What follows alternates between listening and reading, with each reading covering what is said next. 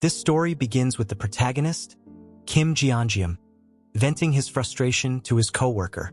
He complains that Kim Sol had told him he had to start boxing, and from that moment, his hellish training began. If anyone asked why he didn't just quit, his answer would be simple. There wasn't an option to say no. He had merely chosen a slightly less terrible version of hell.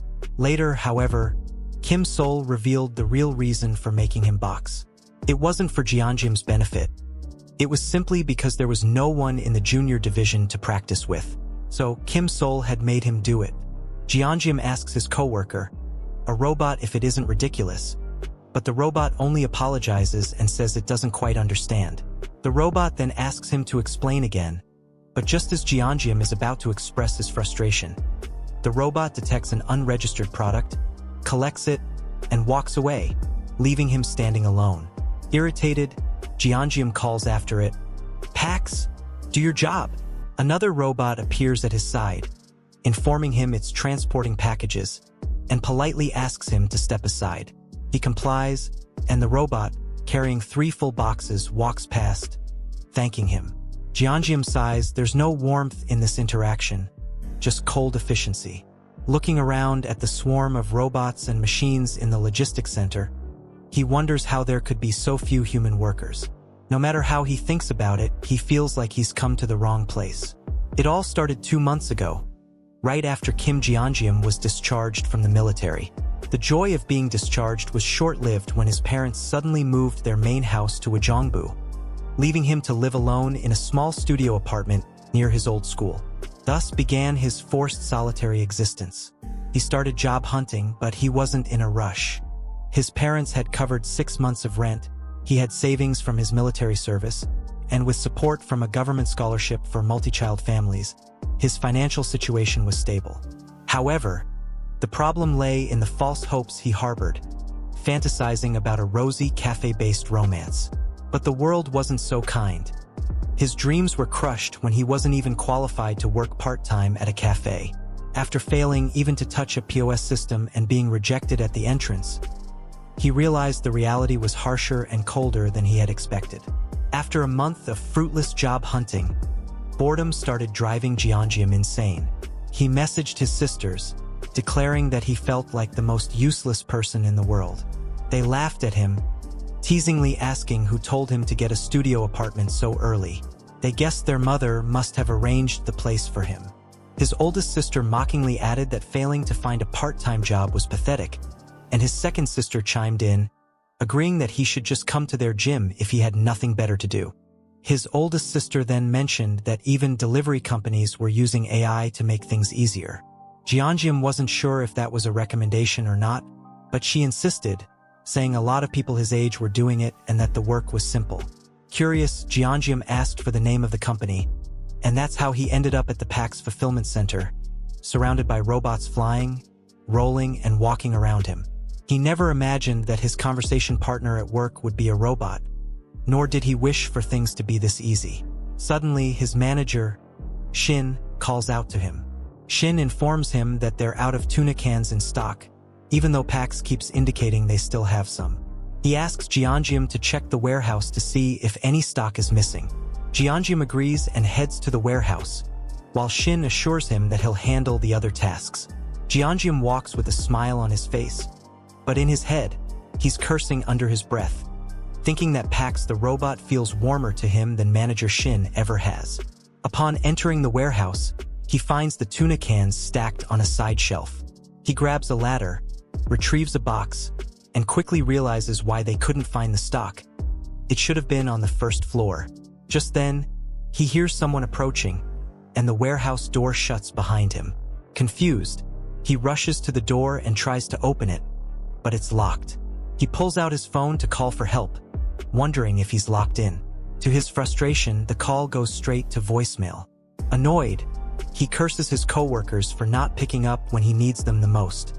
He debates whether he should call 119 but quickly dismisses the idea. After all, it's not like he's trapped in a freezer. It's not a dire emergency. Besides, reporting it might make things awkward with Shin later. Deciding to wait it out, he sends a picture to his sisters, telling them he's stuck in the warehouse. His second sister laughs, joking that he must be working for an escape room instead of a fulfillment center. But then she mentions something unsettling. She just heard that a building collapsed near her house. Suddenly, his phone rings. It's his second sister. He answers, but there's no response on the other end. Annoyed, he asks if she's seriously prank calling him. But then the ground shakes, the building moves, and a red alarm blares to life. Confusion and panic set in as the announcement system instructs all employees to evacuate and seek shelter immediately. Realizing the gravity of the situation, Jian rushes to the door, banging on it, shouting that he's still inside the warehouse, but no one answers. Desperately, he tries calling 119 again, only to find there's no signal. Panic overtakes him as he wonders why the signal is out now, of all times. Jian repeatedly tries to open the door, his mind racing as he wonders why it feels like a war is suddenly happening outside. He freezes when he hears something moving closer to the warehouse. A moment later, a powerful force strikes the door, leaving a massive dent on it.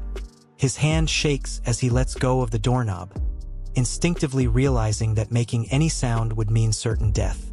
Suddenly, a piercing shriek echoes from outside. Jian's blood ran cold. Whatever made that sound was not human. Kneeling on the floor in silence, he listens to the growls and shrieks outside, trying to figure out what to do next. Days later, Jian opened a can of tuna and ate it slowly. He knew he had been trapped in the warehouse for 3 days now. Something huge must have happened outside. Nobody had come looking for him. He wondered if there was a war going on, but the only thing he knew for sure was that being trapped here had saved his life. The alarm that had been blaring so loudly had fallen silent the day before, allowing him to finally sleep. But as he sat there, he wondered how much longer he could survive. His phone's battery was nearly dead, so he decided to write a final note, wishing that the soldier who found his body would stay safe along with all the families out there. Jian reflected on how peaceful it was now without the alarm blaring, but the silence only made him wonder more about what was happening in the world.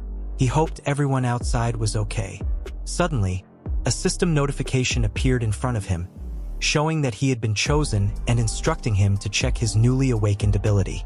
The system revealed that he now had access to a personal subspace, level 1, and could store objects within it. Jian stared at the system notification, laughing bitterly. Great, he thought. I finally lost it. I can't even tell fantasy from reality anymore. He laughed, thinking that surviving for 3 days under these conditions was already impressive. Out of sheer disbelief, he jokingly decided to store the entire pack's fulfillment center. The system asked if he wanted to proceed, and he said yes.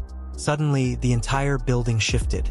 Jian was knocked to the ground, stunned and confused. Sitting up, he looked around, wondering what had just happened. But then his eyes landed on the dead bodies nearby.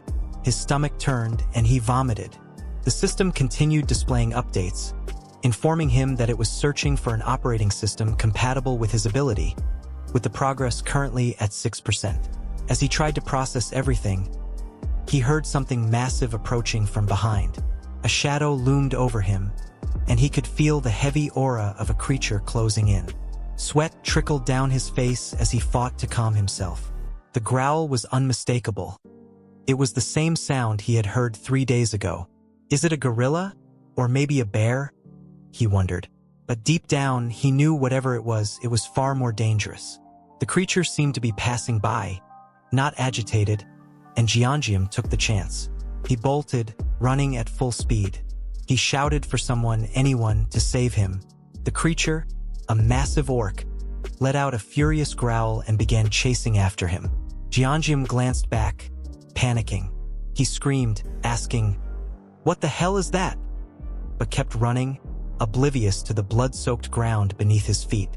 His mind raced as he wondered why an orc was roaming around and why it was chasing him so fast. Desperate, he realized if this continued, it would soon catch up to him. The system suddenly flashed again, showing that synchronization was complete and informing him he could now enter his subspace. It asked if he would like to enter, and without hesitation, Jian shouted, "Yes!" But the orc was already upon him, raising its massive hand to strike.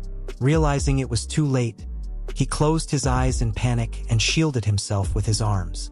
When nothing happened, Jian cautiously opened his eyes. The orc stood right in front of him but seemed unable to approach any closer. Confused, he asked if the creature couldn't enter.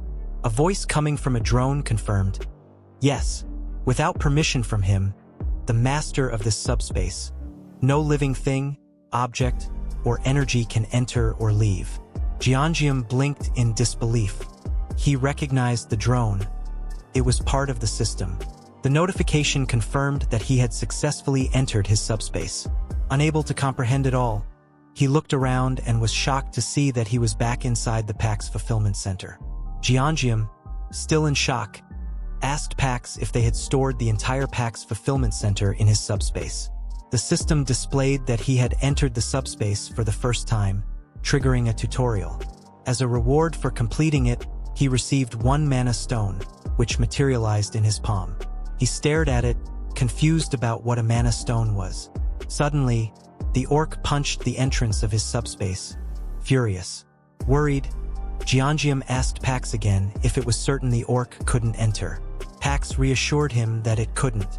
The system then displayed information about the PAX Fulfillment Center, a 5-story building covering a total area of 10,000 pyong, approximately 33,000 square meters, containing all products necessary to improve the lives of customers. The system also showed that the shipping speed was 60 kilometers per hour, with simultaneous shipments limited to 1, and a shipping size capacity of 2 meters.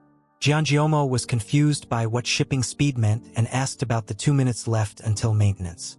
Pax confirmed that this meant the logistics center would be down in 2 minutes unless it was powered up. It explained that he could use the mana stone he had to supply energy and maintain the facility.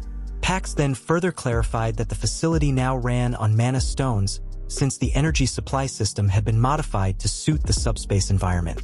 Jian, still baffled by the situation, asked if this was even possible and couldn't help but wonder if Pax had somehow gotten smarter. Suddenly, the lights in the warehouse went out. Pax informed him that the energy supply had been cut off, and without power, Pax Fresh and other products would face serious issues. Jian knew that Pax Fresh was responsible for delivering everything from fresh vegetables to meat and prepared meals, all stored under frozen or refrigerated conditions. Now, with the power cut, all that food was at risk of spoiling. Given that the outside world was essentially a war zone, Jian understood how crucial food would be for survival. He quickly asked if it was true that 1 mana stone could maintain the entire Pax's fulfillment center for 24 hours. Pax confirmed this, and Jian immediately inquired about how to obtain more mana stones. Pax explained that mana stones could be collected from beings of another world. Jian glanced outside, realizing what that meant. The orc, angrily staring at him through the entrance, was one such being. Without hesitation, he ordered Pax to use the mana stone to power the facility, which it did, notifying him that 1 mana stone had been used. He then asked if he could still search for items in the facility like before, to which Pax responded affirmatively and asked what he needed. Jian glanced around the warehouse and saw boxes containing sharp weapons. He grabbed a camping hand axe priced at 28,900 Korean yuan, thinking it might be useful. He also found a folding steel knife worth 13,000 and a kitchen knife priced at 11,151. Jian knew getting close to the orc would be difficult, so he considered throwing the weapons, though he worried about running out of stock if he used them too freely. He also doubted that the blades could penetrate the orc's thick muscles. Looking at the orc, Jian realized that as long as he stayed inside, the creature would remain there waiting. He didn't need to defeat it in one go. If he could inflict a serious wound, he might be able to finish the job later. Deciding to focus on injuring it first, he swung the axe from behind and shouted that he could do it. He hurled the axe at the orc's shoulder, but it didn't even flinch. Instead, the creature grew angrier. After multiple failed attempts, Jian cursed in frustration. He shouted, asking what kind of muscles does this thing have? Realizing that no matter how well he threw the daggers, they were too light to cause any real damage, only leaving small scratches. His eyes fell on the camping hand axe again. the only thing that seemed heavy enough to make a difference. Noticing there were 2 more in stock, he asked the robot to check the remaining inventory of the axes. Jian wondered if he should try throwing something even heavier, like a bowling ball, and thought that if sharp objects wouldn't work, maybe targeting the orc's joints with something heavy could be more effective. The robot reported that there were only 15 camping hand axes remaining in stock. This made him think that since the stock was low, he should save the axe for later. However, something occurred to him. He asked the robot if he was correct in remembering that the stock was also 15 when he first took the axe out, and more importantly, where that axe was located. They headed to the warehouse, and there he saw the axe embedded in the ground. He wondered why it was there and if it had been duplicated. Pax explained that the items in the warehouse were created by converting real objects into data, meaning they could be duplicated. While they could be damaged or altered, they couldn't be depleted. He asked, "So, in other words, is this an infinite stock logistics center?" Pax confirmed with a simple yes. Staring at the axe, he realized he didn't need to worry about conserving his resources. He could throw the axes freely without running out. However, he joked that his shoulder might give out before the orc did. Pax then informed him that he didn't have to throw them manually. He could automatically ship products outside of the subspace. The only limitation was that shipping was possible once every 30 seconds, though the time could be reduced by enhancing the skill. He asked how to enhance the skill, and Pax replied that he simply had to think of the registered product and say ship to have it delivered automatically. He looked at the axe behind him and ordered it to be shipped. Suddenly, a high-speed axe flew through the air, striking the orc. His head exploded on impact, killing it instantly. Staring in shock and confusion, he asked, "What was that speed?" Pax explained that the default shipping speed was 60 miles per hour, making him finally understand what shipping speed meant. Pax added that he could adjust the speed and that currently, the maximum was 75 kilometers per hour. To go beyond that, he would need to enhance the skill further. Curious, he asked how to do that, and Pax responded that it could be enhanced using mana stones. He glanced at the orc's lifeless body and, with a serious tone, told Pax that they needed to search for some items.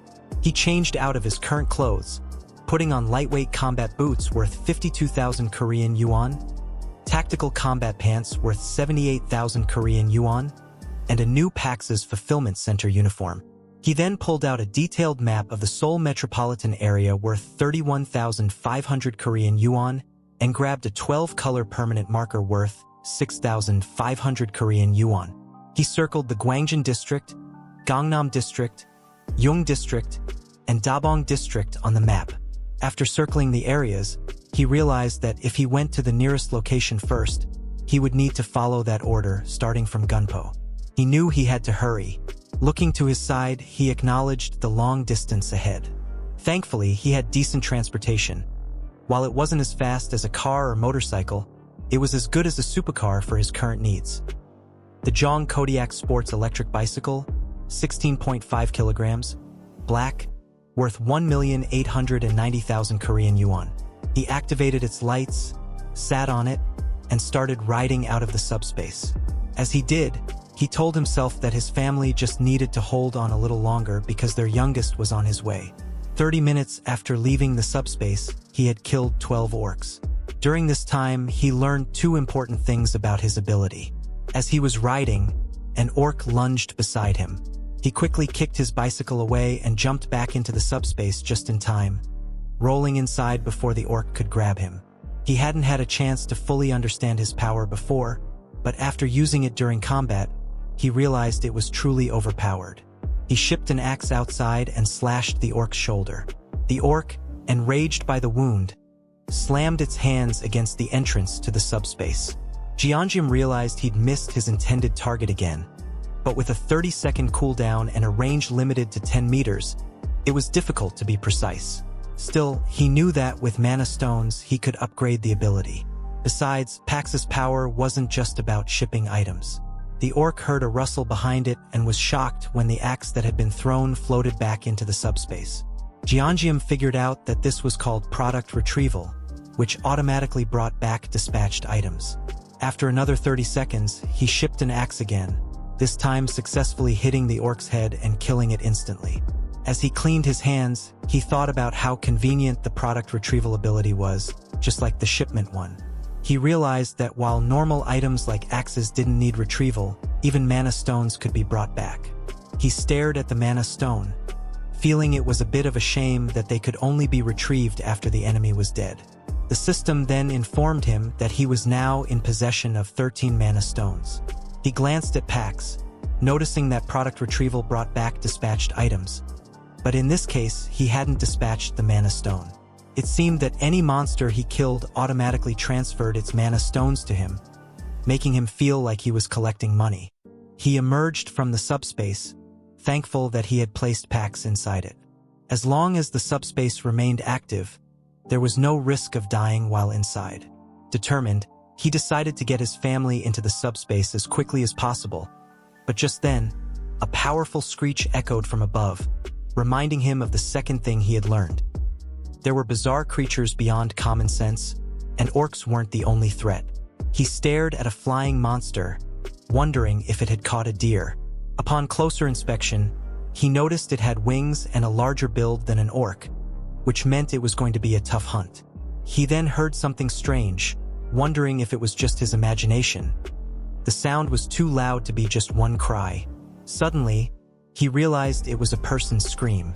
Not far away, a small framed man was running in exhaustion and fear. Someone called out to him, "Mr. Choi!" But a wyvern swooped down from above, striking Mr. Choi in the back with its tail and sending him crashing to the ground. The man who had called out rushed to Mr. Choi, asking if he was okay. But before he could get closer, the wyvern landed beside the man, opening its mouth to devour him. The creature suddenly stopped and turned around, confusing the man. He wondered why the wyvern wasn't attacking him. In horror, the man realized that the wyvern's real target had always been Mr. Choi. It seemed to think the smaller man was easier prey, which was why it kept ignoring everyone else. Panicking, the man tried to think of a way to distract the beast. What could he possibly do with just a tiny knife? Suddenly, they heard the sound of a bicycle approaching, followed by a ringing bell. A bright light caught the attention of both the man and the wyvern. Out of nowhere, a powerful attack struck the wyvern, throwing it backward. Mr. Choi and the man were stunned, and as the fog cleared, they realized the wyvern had been killed. The man stared at the axe in disbelief. It had taken down a wyvern with a single blow. He then looked ahead as he heard someone say, "I'm glad it went down in one hit. Is everyone okay?" Jian noticed that the light from his bicycle was blinding them, so he covered it with his hand and asked again if they were all right. Both men, still in shock, wondered if he was a soldier and couldn't believe that he had killed a wyvern by throwing an axe while riding a bicycle. They called him a soldier and bowed to him, thanking him for saving their lives. He bowed back and replied that he was glad they were safe, but clarified that he wasn't a soldier. He pointed out that, as they could see, he was wearing the uniform of PAX Fulfillment Center. Mr. Choi asked if he was an employee at PAX FC, mentioning that he initially thought he was a soldier because of his appearance. The man explained that while he isn't a soldier, he does have some unusual skills, like catching a wyvern by throwing an axe while riding a bicycle. Mr. Choi, surprised, commented that the man must understand his abilities. The man nodded, revealing that he too had awakened an ability, though it was just a humble driver's ability. He adds that, due to the situation, he hasn't had many chances to use it. Mr. Choi laughs and tells them that he's envious, as he hasn't awakened any abilities himself. Jian then remarks how fortunate they were to receive help in this area and asks if there are any people left nearby. Mr. Choi confirms this, saying that the place they're referring to is Block C, which houses a logistics center where many people had gathered. However, Mr. Choi adds grimly that it wasn't just people who gathered there. Monsters did as well, and most of the people were killed, attacked, or eaten alive. He estimates that only about 10 or 15 survivors remain. Mr. Choi goes on to explain that the remaining survivors are relatively isolated in the Block E underground terminal, where they had come from. The man explains that they are searching for a road that vehicles can use to gather daily necessities when out of nowhere, the building disappears. Mr. Choi then suggests that instead of talking there, the man should come with them if he doesn't have a place to stay. He offers him a spot on the 4th basement floor, where no monsters have ever attacked, ensuring at least a comfortable place to sleep. The man adds that they can offer him some light snacks, which makes him pause and reflect. He wonders if they mentioned vehicles earlier and if that means there might be a functioning one. He knows he doesn't need food or a place to sleep, but he does need information, especially about vehicles. Although he doesn't completely trust them, he recognizes that they're taking a risk just as he is. He thanks them and says that, in that case, he can't refuse their offer. Mr. Choi reminds him that he saved their lives, and helping him in return is the least they can do. The man tells him to follow them, which he agrees to. As they start walking, the mana stone from the wyvern behind them is automatically retrieved into his subspace. He realizes that they still don't know about his ability, and if worst comes to worst, he can escape into subspace. However, he thinks the situation isn't dangerous enough to warrant worry. A moment later, they arrive at the basement. There, he sees a man covered in blood from killing an orc on his own. He is stunned by the sight, immediately sensing something dangerous. Mr. Choi rushed to the bloodied man and asked if everyone was all right. The man replied that they were fine, explaining that an orc must have wandered in by accident. Luckily, the orc hadn't seen them, so they were able to take it down easily. No one was injured, but the man admitted that the area couldn't be considered safe anymore. He stared at the orc's corpse, horrified, as he thought, "Didn't they say monsters wouldn't attack this place?" The man then turned to Mr. Choi and asked who the newcomer was. Mr. Choi explained that he was the one who saved them from the wyvern and that he used to work at the PAX fulfillment center. He added that the man was incredibly strong, having killed the wyvern by throwing an axe, which shattered along with the wyvern's head. Everyone was amazed by the story, wondering what kind of ability the man possessed. At that moment, a woman walked closer to him, surprising him. She grabbed his hand and excitedly told him that he had saved both Mr. Choi and Yongsoo. She thanked him profusely, asking how she could ever repay him. Confused, he replied that he was just doing what he had to do. The woman, still excited, remarked on how kind he was and asked if he had a girlfriend. Yongsoo quickly stepped in, pushing the woman away and scolding her for talking nonsense again. Laughing, the man explained that they had all worked together for over 10 years, and that Yongsoo and Mr. Choi were like family to them. He then introduced himself as Lee Jin-mak, the center manager of the Jian Express terminal. Bowing respectfully, Jin-mak thanked him once again for saving Mr. Choi and Yongsoo. The man greeted him back and introduced himself. Jin-mak welcomed him and reassured him that, while the area wasn't entirely safe, it was more comfortable than being outside. They had access to food and water from the logistics center, so he could rest and eat as much as he wanted while they took turns standing guard. Jin-mak encouraged him not to feel embarrassed about eating, as they had plenty of supplies, and if they ran out, they could always get more from the logistics center. At that moment, Yongsoo hesitantly approached Jin-mak, saying there was something he needed to tell him. The logistics center had disappeared without a trace. Everyone reacted with confusion and shock. Jin-mak asked what he meant, and Mr. Choi confirmed that the center was gone, which was why they had been chased by the wyvern. One of the men, in disbelief, asked how a building could just disappear. Yongsoo admitted he didn't know, but Jin-mak stated that with monsters roaming around, nothing was impossible these days. Panic spread through the group as they asked Jin-mak what they should do now. Jin-mak calmed them, saying that no matter what, they needed to dig through the tunnel. Staying there would only make things worse. He added that they shouldn't be discouraged, as their time had simply come a little earlier than expected, and they should dig through the tunnel as quickly as possible. An older woman agreed, stating that even without the logistics center, it was time to leave anyway. The group, now more resolute, agreed with her. The man asked Jin-mak what they were talking about and what they meant by forcing their way through. Jin-mak explained that, as Yongsoo and Mr. Choi might have mentioned, they had homes in other areas, so vehicles were essential. The man asked if they had working vehicles, and Jin-mak confirmed they did. But the problem was that the roads were blocked. To the north, a golf course blocked their way.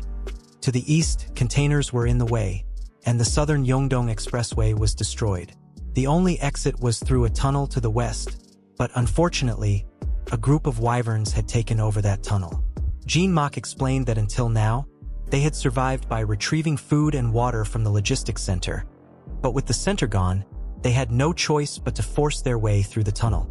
He realized that they had vehicles, and all they needed to do was dig through the tunnel. Jian clarified that the blocked roads were only an issue for vehicles, and if necessary, there were ways to escape on foot or by bicycle. He responded that he needed a vehicle as well and decided he would go through the tunnel. He thought to himself that if it were just wyverns blocking the tunnel, it wouldn't be too difficult. He could take them down with his ability, though it might take some time. Jian, pleased, happily announced to everyone that the man would be joining them. He told them that if he could help, he'd be glad to, but he thought to himself that he didn't need to reveal too much. Although the group seemed kind, he knew better than to overlook one thing. They weren't like him. While he had been fortunate to find a relatively safe place, they had struggled to survive during the time he was trapped. And though they might have stockpiled supplies from the logistics center, they would never reveal the exact amount.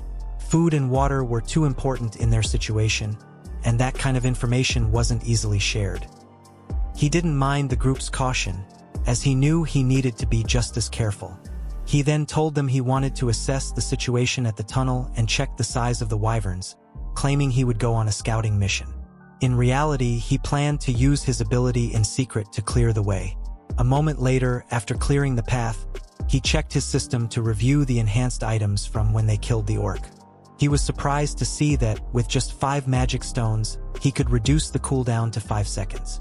The system then presented him with 3 choices, each costing 10 mana stones. Precise delivery, which would guarantee the delivery location if he targeted a specific point. Simultaneous delivery, which would allow him to deliver up to 2 items at once. And automatic delivery, which would deliver designated items automatically with customizable time intervals. He wasn't sure what automatic delivery entailed, but the rest seemed incredibly useful. He couldn't believe that such powerful abilities only required 10 magic stones. Smiling, he checked how many magic stones he had, feeling grateful that he hadn't upgraded yet. Knowing he'd be facing a group of wyverns, he decided which ability he should enhance first.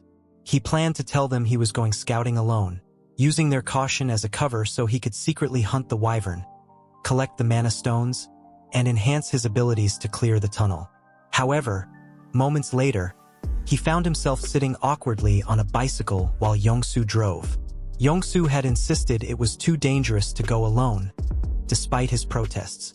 When he reminded him that he'd been chased by a wyvern just moments ago, Yongsu replied that it was all the more reason not to send him alone. He said he trusted him to save them again just like before, which surprised him.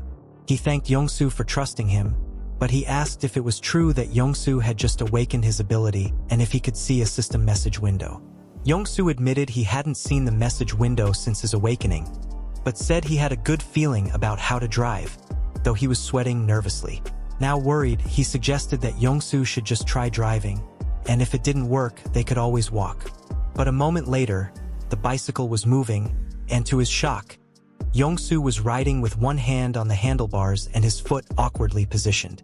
He asked what Yongsu was doing and why he was driving like that. Yongsu explained that there were so many cars on the road, it was difficult to see properly. He held on tightly to the bike, staring at Yongsu as if he were crazy. Suddenly, Yongsu shouted that there was a wyvern ahead and asked what they should do. Confused, he asked where the wyvern was because he couldn't see it. Yongsu asked if they should keep going, but he told him to wait. Leaning to the side, he spotted the wyvern staring at them from behind a car. Yongsu asked again if he should keep driving, but he shouted at him to look ahead. Without wasting time, he threw an object at the wyvern, instantly killing it. Yongsu kept driving as they passed the dead wyvern, and he watched as his subspace automatically retrieved the mana stone. He quickly warned Yongsu not to look back, to which Yongsu responded, "Yes."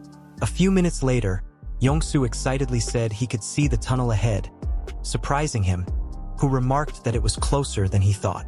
But then Yongsu abruptly stopped the bicycle, leaving him confused. He asked Yongsu why he had stopped, but before Yongsu could answer, he heard something moving behind them. Shaking and stuttering, Yongsu called out his name, saying that they might be in serious trouble. He turned to see a group of wyverns slowly walking towards them, growling menacingly. Yongsu, terrified, thought it was all over. He knew that even with their electric bike, there was no way they could outrun the wyverns, and fighting them with just Jianjium's ability seemed impossible. He stared at the creatures, paralyzed by fear, thinking they were about to die. Then Yongsu heard Jianjiumium cursing under his breath, saying he couldn't hide his power anymore. He ordered Pax to use the remaining 5 mana stones to reduce the cooldown. Yongsu, confused and still panicking, asked what he meant by Pax and what he was doing. As the wyverns roared and flew toward them, Yongsu screamed in fear. But just as the creatures were about to attack, he summoned a weapon and struck the wyvern closest to Yongsu, killing it instantly. Yongsu, covering his head in terror, heard him calmly tell him it was okay. When Yongsu looked up, he was shocked. Instead of seeing just Jianjiumium, there were now drones floating behind him. After taking down the monster, Jianjium quickly retrieves the mana stones from it and tells Yongsu to stick close, as that's the only way he can keep him safe. Yongsu agrees, though he's still clueless about what's going on, especially why there's a logistics center behind them. Suddenly, more monsters appear, and Jianjium quickly deals with one of them using his axe. Yongsu panics, stepping back until he stumbles and dives into Jianjium's subspace. One of the monsters slams into the subspace barrier while Yongsu, now outside, falls to the ground. The monster regains its composure and charges again, but Jianjium slips into the subspace just in time. The creature crashes into the barrier once more, only to be taken down by an axe, which drops it instantly. Yongsu, watching in awe, can barely believe his eyes. Whether it's the logistics center or the flying axes, Yongsu isn't sure what amazes him more. One thing is certain. For Jianjium, these monsters are nothing more than pests, and this tunnel is just an inconvenience he can clear without breaking a sweat. Yongsu reflects on how everyone in the basement had hoped to use the delivery vehicle to transport food and travel relatively safely. The tunnel was just a part of the route, but even if they made it through, monsters would still be out there. For Jianjium, however, the vehicle was just a means of transportation. He could handle anything with ease. Yongsu even feels a tinge of jealousy. With an ability like Jianjium, he could have reached his own family much sooner. He's also curious how far Jianjium plans to travel, given his need for a vehicle. Just then, they notice the monsters starting to run away. Jianjiumium is fascinated, realizing that these reptiles are smarter than they appear, fleeing instead of charging into danger. As Jianjium collects the stones, Yongsu spots a blue stone hovering in the air and promptly asks what it is. Jianjium, surprised, asks if Yongsu has never seen a mana stone before. Yongsu admits he hasn't, so Jianjiumium explains that he uses them to enhance his abilities. Finally understanding, Yongsu wonders if he'll get a chance to try it himself someday. Jianjium now realizes why Yongsu hadn't bothered extracting the mana stone from the orc's corpse earlier. Yongsu then points out that with abilities like Jianjium's, he could easily clear the entire tunnel by himself. Jianjium explains that he hadn't intended to clear the tunnel. He just wanted to scout it out. If it seemed manageable, he'd break through quietly. He wasn't trying to show off his abilities. Yongsu apologizes for tagging along, but Yongyum reassures him that it is fine. After all, he wouldn't have been able to find the tunnel on his own. Jianjium suggests they head back, warning that while the wyverns have retreated for now, they might attack again soon. That's when Yongsu asks how far Jianjium plans to travel given his need for a vehicle. Jianjium reveals that he's trying to reach his family, with his final destination being Uijianggu near the Gangnam district. This shocks Yongsu, as his destination is along the same route, Indioquan to be exact. Yongsu asks if it would be too much trouble for him to tag along until they reach Indioquan. Jianjium hesitates, but Yongsu continues, saying that even if he makes it through the tunnel, he's not confident he can get home safely on his own. His driving ability isn't much help in combat, but with Jianjium's strength, he might have a better chance of reaching his family. Yongsu promises to help Jian reach Gangnam faster than anyone else and swears he won't be a burden. He even offers to provide food along the way. Jian starts to see the value in this partnership. Yongsu's driving skills are beyond doubt, and more importantly, if Yongsu is on his side, he won't spill the secret about Jian's abilities. It's a win-win. Jian fears that if word got out about his powers, people might try to manipulate or even eliminate him. Better safe than sorry. Finally, Jian agrees to let Yongsu tag along, and Yongsu perks up like a kid in a candy store. Jian then tells Yongsu that he'll handle the tunnel and makes it clear that Yongsu should keep his abilities a secret. He asks Yongsu to ensure that everyone else stays out of his way. Yongsu eagerly agrees, promising full cooperation. However, things don't go as planned. Yongsu excitedly tells everyone that Jian will clear the tunnel all by himself with his awakened abilities. All they need to do is wait outside until he's done. Jian stands there wide-eyed, realizing Yongsu has spilled the beans. The others are astonished by this news, eager to see Jian in action.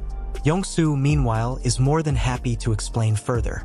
Jian curses his rotten luck, now in a tough spot.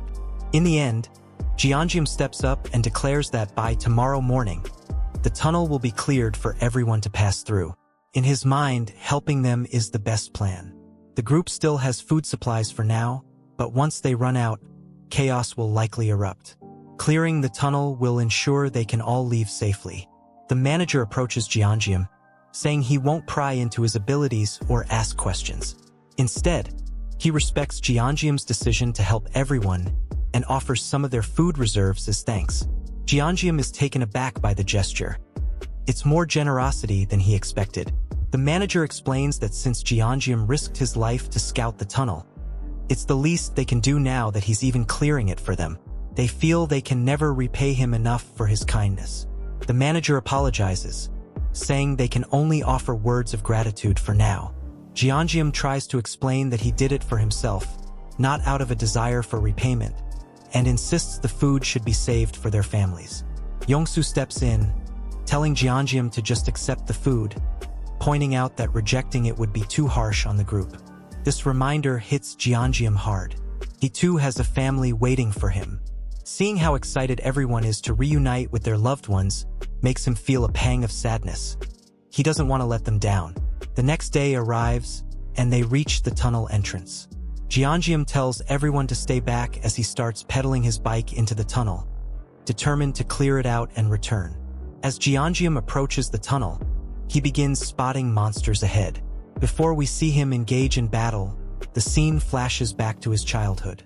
We see a young Jian with a sore eye from a fight with his sister.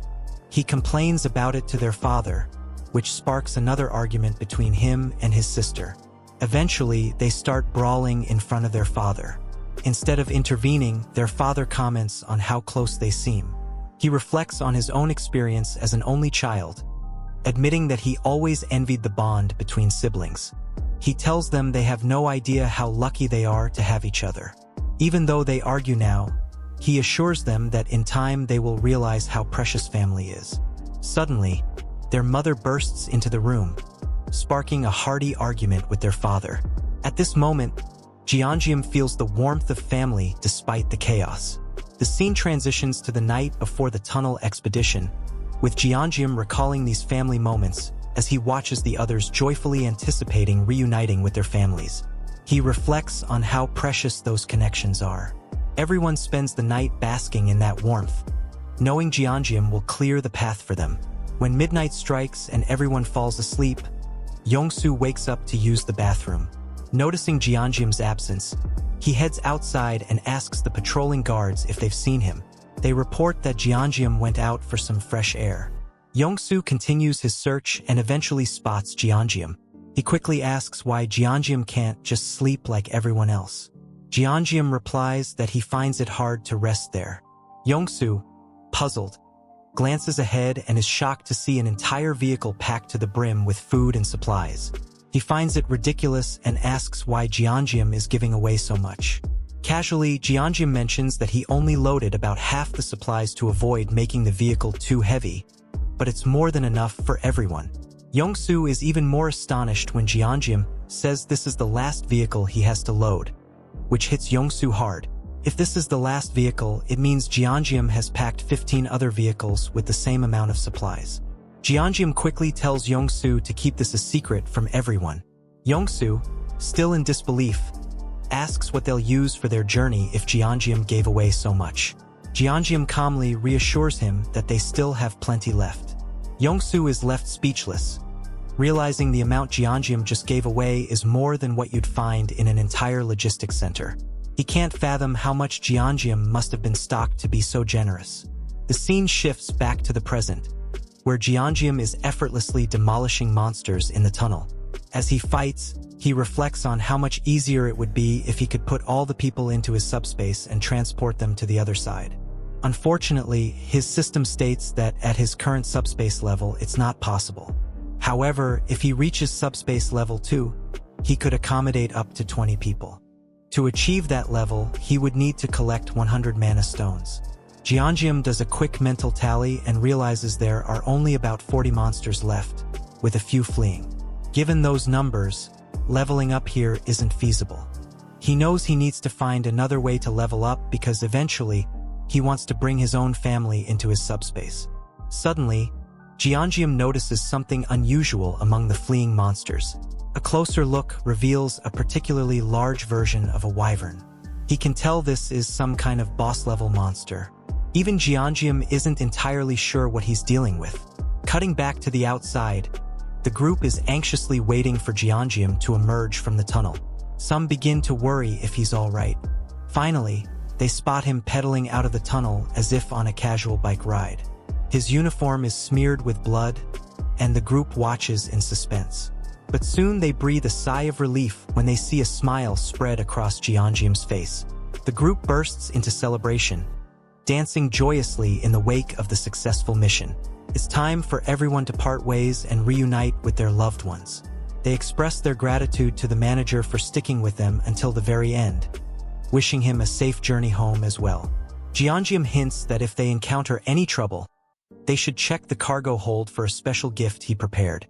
Everyone is intrigued and curious but eventually boards their respective trucks, ready to move through the tunnel. They wave their final goodbyes and head down separate roads. Inside the truck, Jian sits in the passenger seat, still preoccupied with the monster he encountered in the tunnel. He was unsure if it was a wyvern, as it fled too quickly for him to get a good look. He wonders if it was a leader or perhaps an adult version of the other monsters. His thoughts are interrupted by a strange crunching noise from under the truck. As they look near the tires, they realize the truck has run over some dead bodies. The driver's face is full of sadness at the sound of bones breaking. Even Jian can see the regret on his friend's face, but with corpses and wreckage everywhere, they have no choice but to keep moving. He reflects that if his discharge had been delayed by just 3 months, he might have been one of the dead soldiers lying on the ground. The situation is worse than they thought, with monsters still munching on corpses in the wreckage. Suddenly, Yongsu calls out to him, snapping him out of his thoughts. Yongsu points ahead, showing that the road is blocked by barbed wire, likely set up by the military to contain something. They still have to find another route. Yongsu mentions there should be another bridge they can cross, but before he can turn the truck around, Jian spots something at the end of the blocked bridge. Upon closer inspection, they see a new type of monster, one they've never encountered before. It becomes clear what the military was trying to block. While Yongsu panics, considering turning the truck around, he sees this as an opportunity to level up his subspace. He quickly notices a narrow pedestrian sidewalk along the road, blocked off on both sides. Excited, he tells Jangu not to turn around and asks if he can squeeze the truck through the sidewalk. He explains that he has a plan to get through the situation without having to turn back. Thrilled by the idea, Jian is ready to push the truck through a literal pedestrian walkway. Yongsu is shocked by such a suicidal choice, especially when an orc appears among the mutant hounds and starts scattering them. The monsters didn't seem to be friendly with each other at all. Although the orc had an advantage in size and strength, the mutant hounds outnumbered it significantly. The poor orc didn't stand a chance against such a hungry pack, their hollow mouths ripping through its flesh relentlessly. Blood and gore flew in every direction, and Yongsu was terrified. Even knowing Jianjiam's abilities, he doubted the sanity of the idea of crossing the bridge. Just in case, he asked if Jianjiam was going to do it. Jianjiam, more than confident, thought it was easier than Yongsu imagined. While Yongsu tried to muster some courage, Jianjiam asked him a strange question. Had he ever heard of a game where 3 races wage war against each other? He was talking about a space strategy game called Stark. Yongsu, being much older, had no idea what Jianjiam was talking about.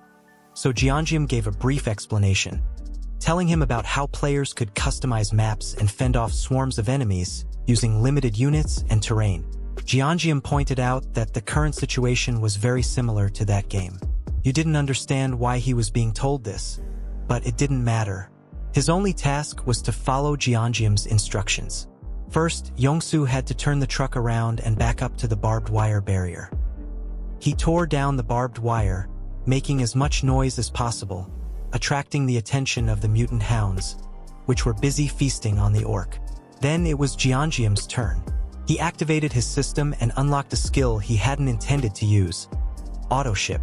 By spending 10 magic stones, he immediately asked Pax to use all remaining magic stones to increase the shipping speed. Pax complied, raising the speed to 100 miles per hour. Now everything was ready. Jianjiam taunted the mutant hounds, luring them toward him.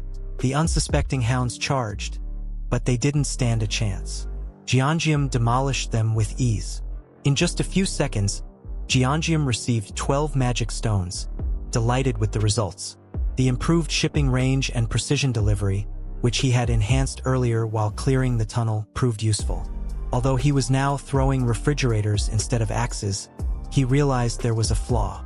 Precision delivery only slightly adjusted for the target's movement.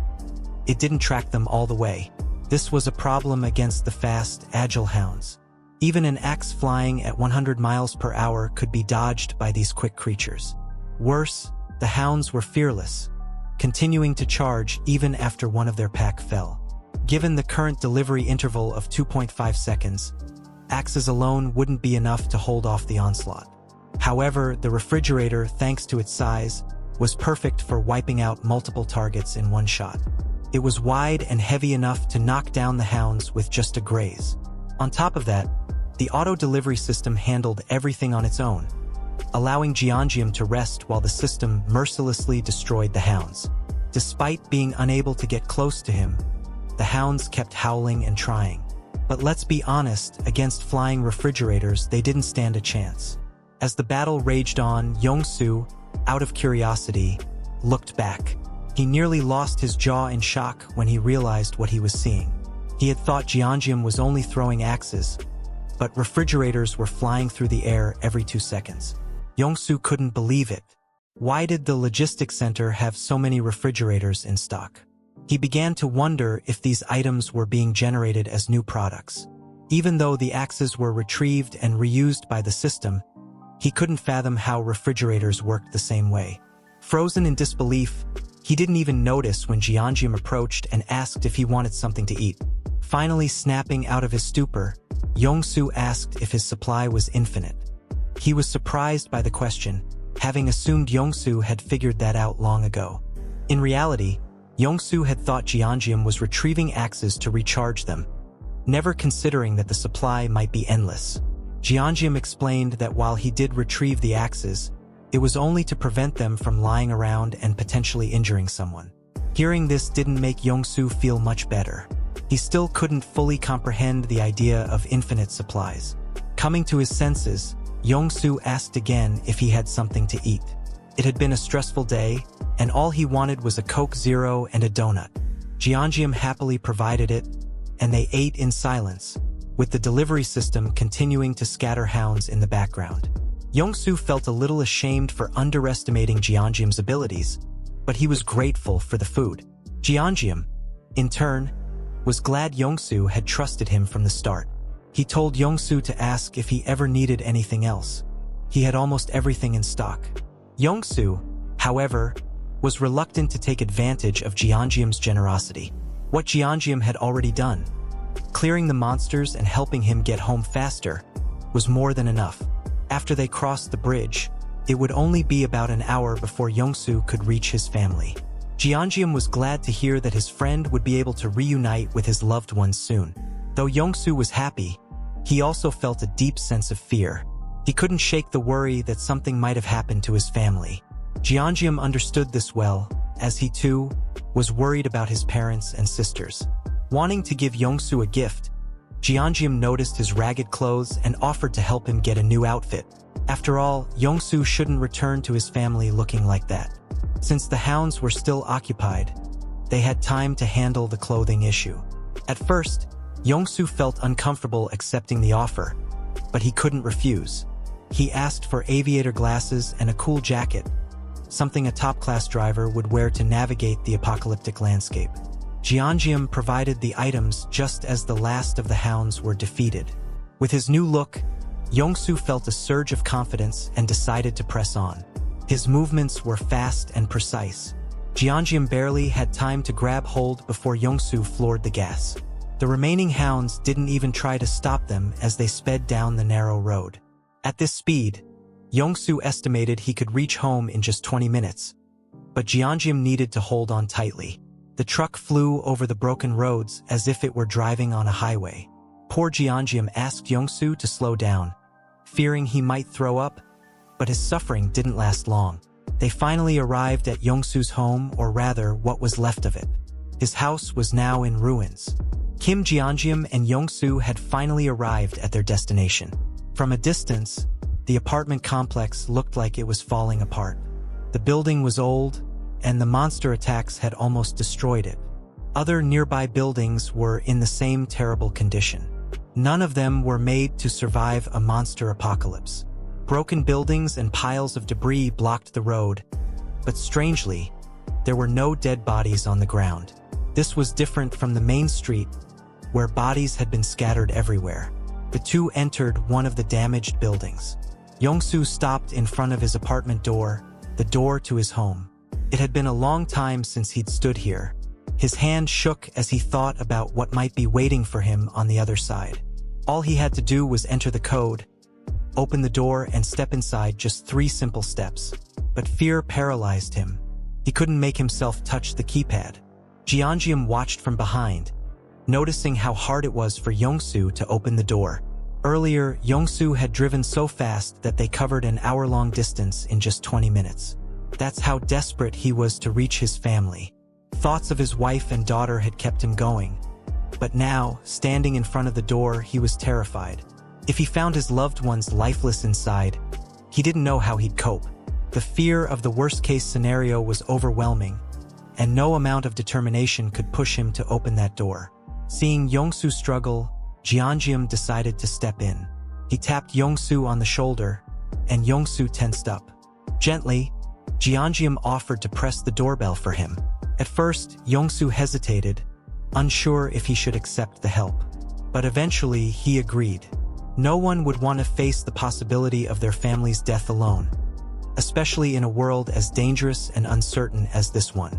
Jian knew that if he were in Yongsu's position, he'd also prefer someone else to open the door, even if the chances of seeing his family alive were slim.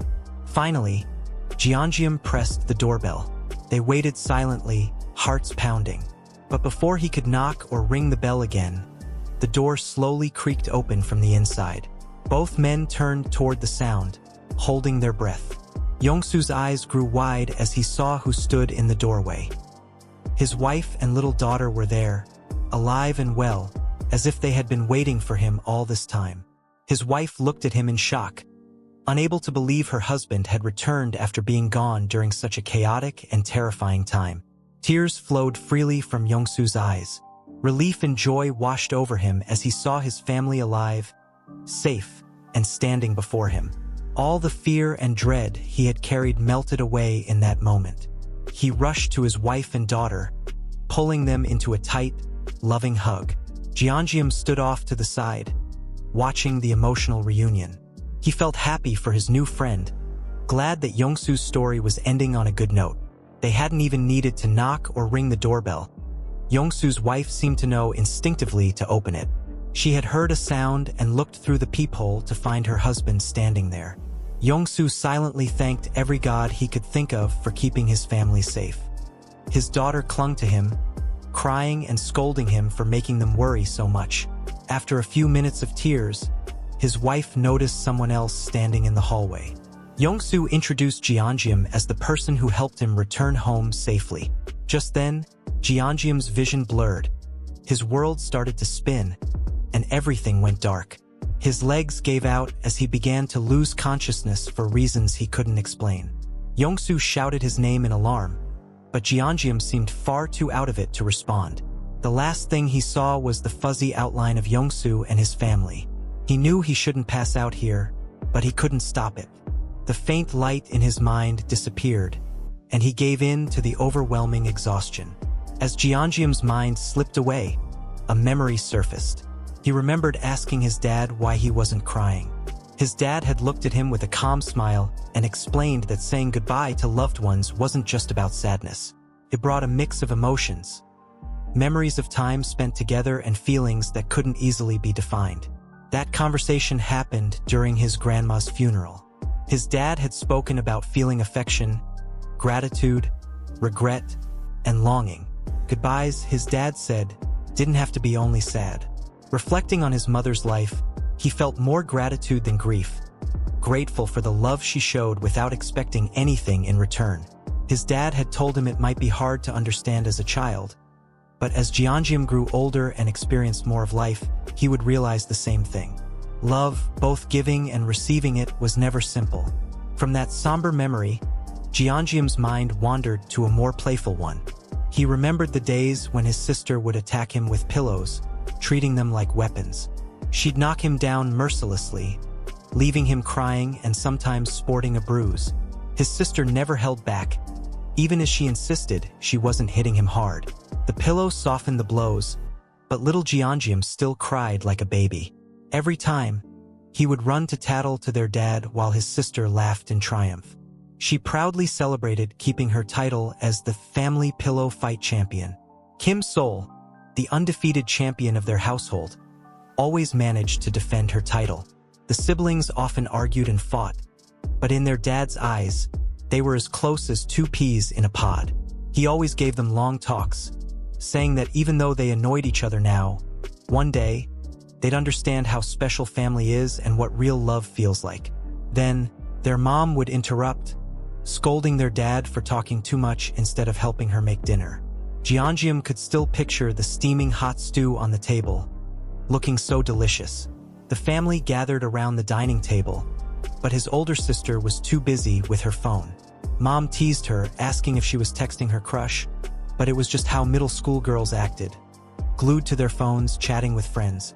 Meanwhile, the TV was playing a professional fight that Kim Sol had picked out to watch. Mom couldn't even enjoy her favorite dramas because of Sol hogging the remote. Sol, who was starting middle school next year, was already planning to join a boxing or combat sports club. She had even chosen a school with the best sports program. For little Jian, middle school was still far off. Years passed, and Jian finally finished primary school and joined the same middle school as his sister. On his first day, he looked at the welcome banner for new students and took a deep breath. He stood there, feeling awkward and surrounded by strangers. He noticed kids laughing and walking to their classrooms together, their new uniforms neat and clean. Jian couldn't help but compare himself to them. While they wore perfectly tailored uniforms, his was an old hand-me-down, way too big for his skinny frame. Even so, he smiled and held his head high.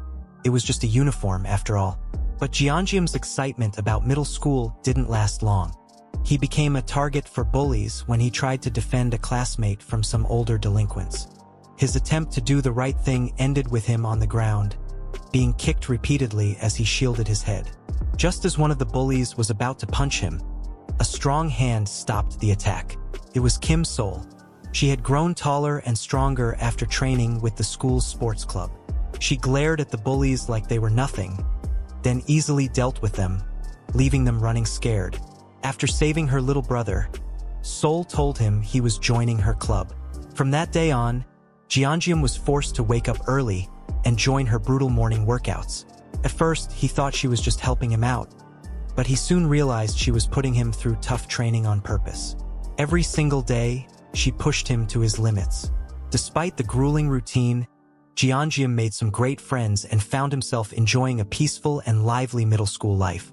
A few years later, their oldest sister, Jian, got into a top nursing school. Her family, mom, dad, and siblings, could hardly believe it. Meanwhile, Jian kept up with his training.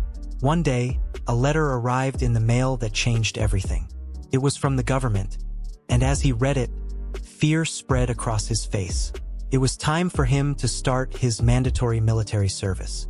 On the day he left, Mom waved goodbye, Dad stood tall with pride, and Sol teased him about his new buzz cut, laughing at how he looked. Despite the teasing, the haircut actually suited him. Before he left, Mom shouted for him to come back safe and unhurt, while Dad gave him some simple advice. Never lose heart, no matter what. Walking to the military camp with the other recruits, all with shaved heads like him, Jian held his head high. He could still hear his family cheering as he entered the camp. But once they were out of sight, tears rolled down his face. He loved his family deeply and cherished how much they loved and supported him in return. His thoughts blurred into dreams, and when he woke up, he was lying on a soft futon in a strange room. He sat up quickly, panicking as he looked around. He didn't recognize where he was and started sweating nervously. The last thing he remembered was fainting near a doorway. He vaguely recalled meeting Yongsu's family, but the memory was fuzzy. Instinctively, he grabbed an axe from his bag, just in case. Then a voice behind him asked if he'd slept well. He spun around to see Yongsu's wife and daughter sitting calmly at the dining table, eating. They stared at him with puzzled looks as he stood there, axe in hand. Jian froze, unsure of how to respond. He was still shaken from his emotional dream and didn't know what to say. Looking around, he spotted Yongsu sleeping nearby, snoring peacefully. Yongsu's wife noticed his confusion and asked if he was okay. She explained that he had suddenly collapsed outside and looked so exhausted they decided not to wake him. Realizing he was safe, Jian felt embarrassed for grabbing his axe like he was under attack.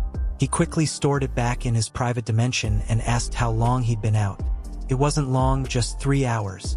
Apparently, Yongsu had already told his wife everything about their journey. He couldn't stop praising how much Jian had helped him get home safely. Hearing this, Yongsu's wife thanked Jian sincerely, saying she might never have seen her husband again if it weren't for him. Her kind words made him feel awkward, so he quickly pointed out that Yongsu had helped him a lot too. At that moment, the driver woke up and humbly said he hadn't done much compared to the help he'd received. After all, Jian had saved his life multiple times. Mrs. Yongsu invited the boys to have a meal before continuing their conversation. Mr. Yongsu insisted they wait for Jian to wake up so they could eat together, so he had been resting with a peaceful, happy smile. When Jian joined them at the dining table, he returned Mr. Yongsu's warm smile.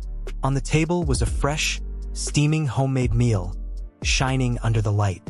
It was conger eel stew.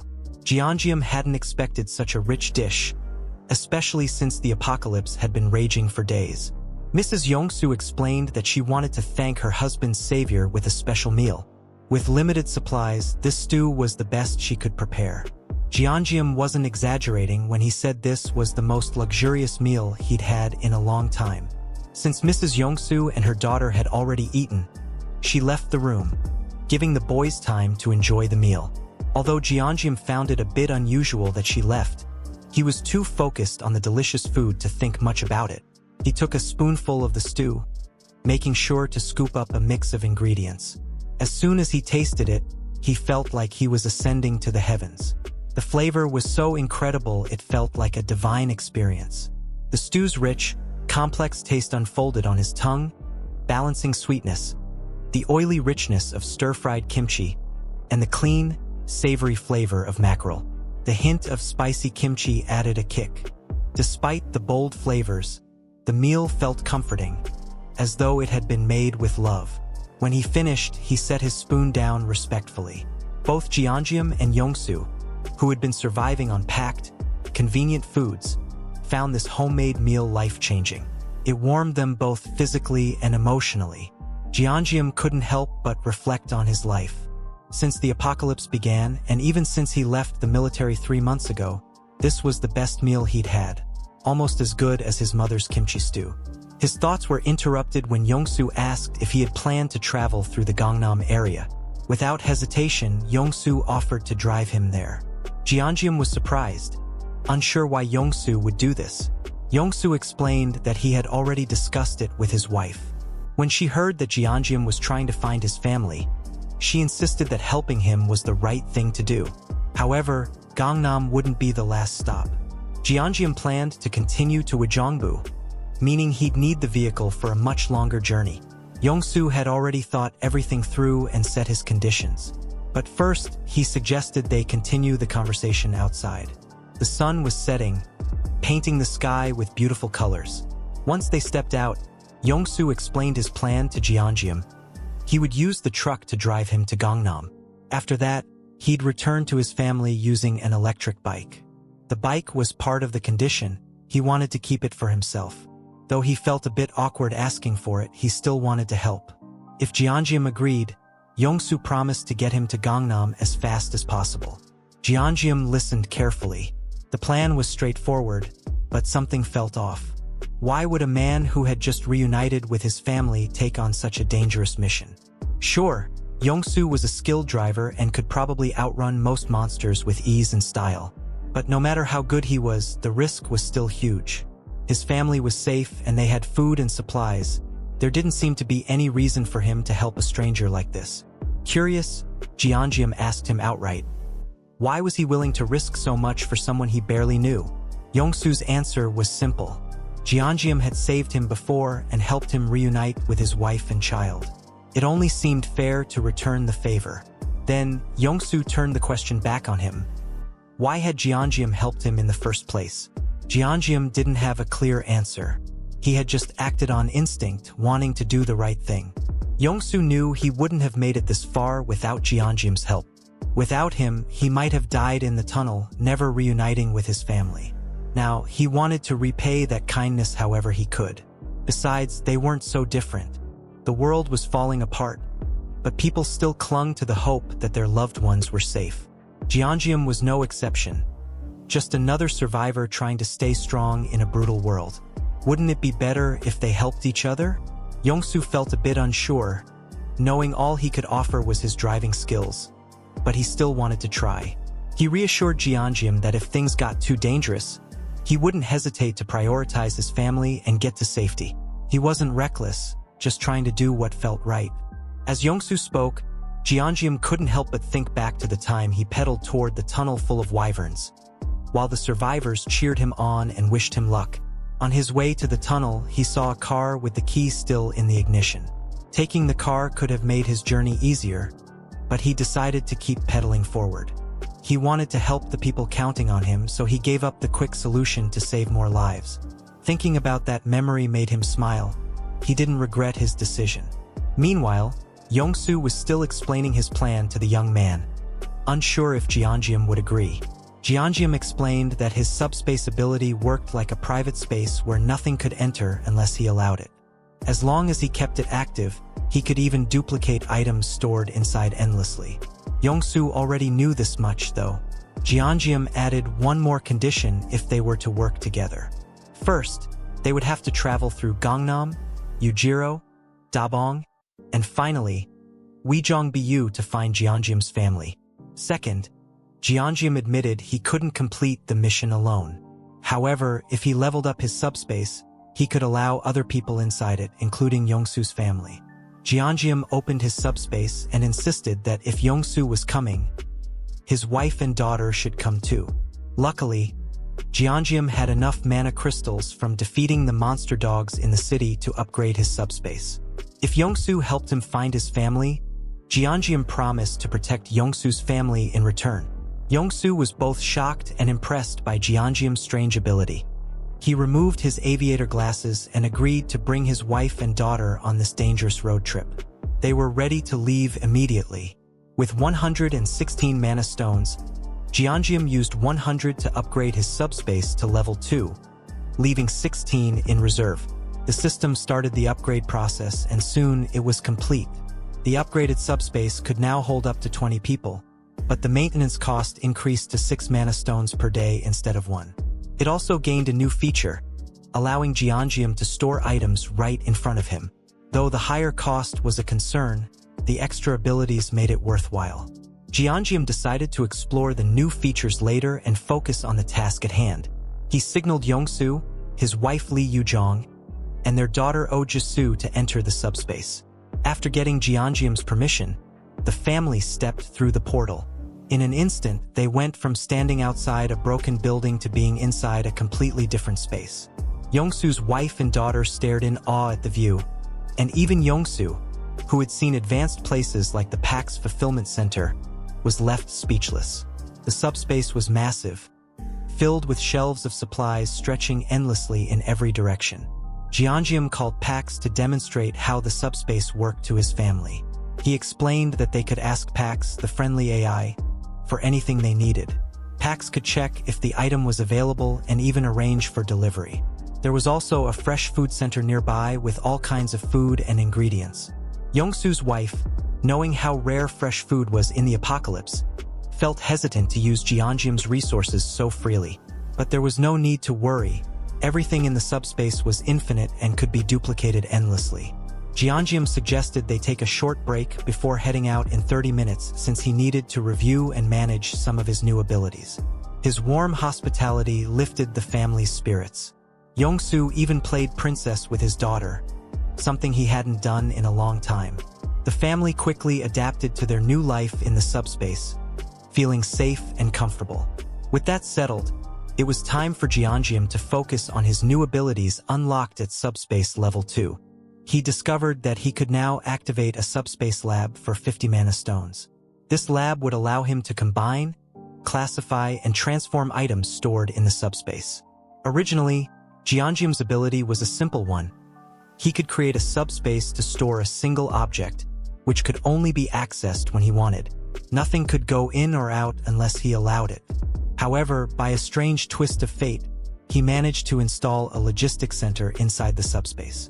This caused PAX's AI to merge with the Awakening operating system, creating something entirely new. This fusion greatly expanded his abilities beyond just opening and closing the subspace. For example, he could now use a shipment mechanism to launch items at 100 kilometers per hour.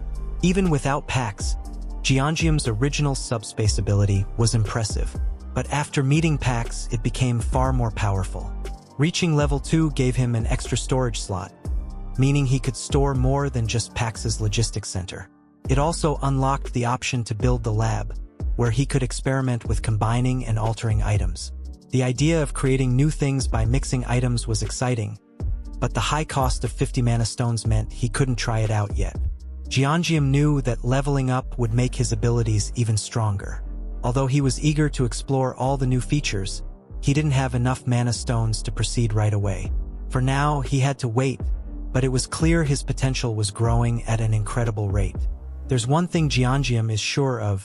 When he first stored PAX FC in the subspace, he thought he might have lost his mind. Without much thought, he blurted out the command to store the entire center. If the system really could store anything, he wanted to test its limits. So, when the system asked what to store next, Jian confidently replied, "The entire planet Earth." The system asked him to confirm, and he did, though he didn't expect it to work. After a few tense moments of silence, the system reported that it failed because the target was outside its storable range. Jian had expected this outcome, but it was worth a try. If it had worked, the ability would have been way too overpowered. As Jian mulled over this, Yongsu walked up from behind to talk about their next move. He suggested sticking to the main road to get to Gangnam as quickly as possible. Jian had hoped for a bit more rest. Yongsu was supposed to be spending time with his daughter after being apart for so long, but that would have to wait. The little girl had already fallen asleep, surrounded by toys. The safety of the subspace had allowed her to relax after only a short play session. Yongsu thanked Jian again for everything he had done for his family. Jian brushed it off, saying it was no big deal. They were just helping each other survive in these chaotic times. but Yongsu felt a deep sense of responsibility to repay him no matter what. Soon, the two were back on the cargo truck, ready to continue their journey. Jian sat in the passenger seat, feeling a little uneasy. Yongsu seemed especially determined today, his calm smile giving nothing away. Driving was Yongsu's one true skill, and when it came to speed, he was sure no one could beat him. Sensing the intensity, Jian hesitantly asked if they could take it slow, even adding a polite please, but Yongsu had already made up his mind. He was determined to show Jian what real speed felt like. Without warning, the truck surged forward, leaving Jian tearing up from both the wind and the sheer terror of Yongsu's driving. With Yongsu's family safe in the subspace, the two plunged into the abandoned world, racing down the empty roads in their speeding truck. They quickly reached the next part of their journey. After a few minutes on the main road, they switched to a side route that was even more deserted. The area seemed almost untouched, with no sign of monsters around. It confirmed Jian's theory that monsters only gathered in places where people used to be. He hadn't realized there was a road like this on the way to Seoul. Apparently, the area was part of a Bronze Age archaeological site, so it had been preserved and left out of urban development. The road was a bit rough, but at least they didn't have to worry about sudden monster attacks or running into shady survivors. Jian was already exhausted just from sitting next to Yongsu, who drove like a wild man. Suddenly, they saw a roadblock ahead, which caught Yongsu off guard. They had just left a destroyed city, and this road was supposed to be abandoned. But now, there were man-made obstacles everywhere. It looked like military barricades, complete with spike strips to stop any vehicles trying to drive off-road. Jian wondered if the military was still active in this area, maybe even stationed nearby. That would be the obvious explanation, but something about it didn't feel right to him. Checking the side mirror, he saw an armed military vehicle coming up behind them. On closer look, the people in the vehicle didn't seem like real soldiers. They must have been hiding and watching the truck. There was no way for Jian and Yongsu to avoid them now. Jian suggested opening a small portal under the steering wheel. This way, Yongsu and his family could hide while he dealt with the strangers alone. He reasoned that if these people wanted to kill them, they would have already shot at the truck. Jian assessed the situation and saw 3 armed men. The leader seemed to be waiting for the truck's tires to blow on the spike strips. When Jian acted confused and asked what was happening, the leader gave him a look that suggested the answer was obvious. He ordered Yongsu to get out of the driver's seat and open the cargo hold. Jian followed their instructions, playing along, and slowly opened the back of the truck. Inside, there were piles of supply boxes. The fake soldiers were stunned. Just the boxes of tuna alone would be incredibly valuable in these desperate times. The leader assumed Jian was some kind of delivery guy, and Jian didn't correct him. The man claimed the truck and everything in it as theirs, implying he would kill Jian if he didn't comply. It was clear they were only after the food and supplies. When they asked where the supplies came from, Jian carefully replied that he got them from a logistics center. It was technically true, but he added that the center was impossible to find now because the roads leading to it were either collapsed or blocked. However, he offered to get more supplies if needed. The leader studied Jian, trying to figure him out. When he asked if there was more left at the logistics center, Jian claimed that what was in the truck was just a small portion of the supplies there. One of the thugs checked his watch and told the leader they were running out of time. They needed to finish quickly. The leader gave orders to take Jian. One thug was assigned to drive the truck, while the leader personally dealt with Jian. He punched Jian hard in the stomach, using some strange energy in the attack. Caught off guard, Jian gritted his teeth in pain as he slowly lost consciousness from the blow. He collapsed and everything went black. When he woke up, he heard the thugs calling someone, "Sir," while they dragged him into a room. The captain told the man about what Jian had said regarding the supplies and the logistics center. Finally, they removed the hood from his head, and Jian opened his eyes slowly, still in pain from the punch. In front of him was a large man sitting behind a desk. A plaque on the desk read, "Commander," and the South Korean flag was proudly displayed in the center. The man at the desk didn't seem like a commander, though. There were also bloody soldier bodies lying on the side of the room. The thugs had brought Jian to a strange place. The big boss had already heard part of the story from his men, but he wanted to hear more about the food and supplies directly from Jian. He wanted to know where the logistics center was. Jian continued to cooperate, telling him that the supplies came from the Gunpo Logistics Center. The big boss praised Jian for being smart and even said he wished he had found a place like that earlier. Jian then asked where he was and what was happening. The big boss explained that they were in a military base, though he couldn't remember the name of the place. From the surroundings, Jian realized they were in a communications headquarters. The big boss had been exempt from mandatory military service, so he didn't care about the name. The boss added that there was a strange event that happened every evening at 6 p.m. It would be better if Jian saw it for himself. When the clock hit 6, a terrifying scream echoed through the room and the entire base. The big boss and his men were used to the horrible sounds by now. Uneasy, Jian looked out the window and felt like he had heard a similar scream before. Outside, wyverns were flying in the sky as the sun set. There were dozens of them, so large that their massive wings blocked out the sunlight. But these wyverns were much bigger than the ones Jian had fought before. The big boss agreed, saying their size was incredible. He took pride in his strength, but even he had nearly died fighting one of those huge creatures. Strangely, it felt like his attacks were being blocked by something he couldn't see. According to the soldier whose head was smashed against the wall in the office, the military had tried to fight the wyverns with guns, but they were completely wiped out. If regular weapons couldn't help, then there was no way bullets would do anything. So, the military decided to recruit other people to fight the monsters. The big boss initially wanted to join in, but when he saw how powerful the beasts were and how weak the military was, he decided to take control of the entire base and rule over the area. He didn't kill the remaining military members, and he didn't want to kill Jian either. The young man seemed to know a lot, and the food situation at the base was terrible.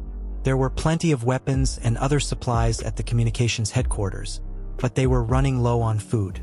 So, the big boss wanted to use that logistics center to get some food. He planned to leave the next morning. If Jian helped him, the big boss promised to accept him as a member of their family and said his group could protect the young man from monsters, like the huge wyvern outside. Unfortunately for the big boss, Jian had stopped paying attention to his speech.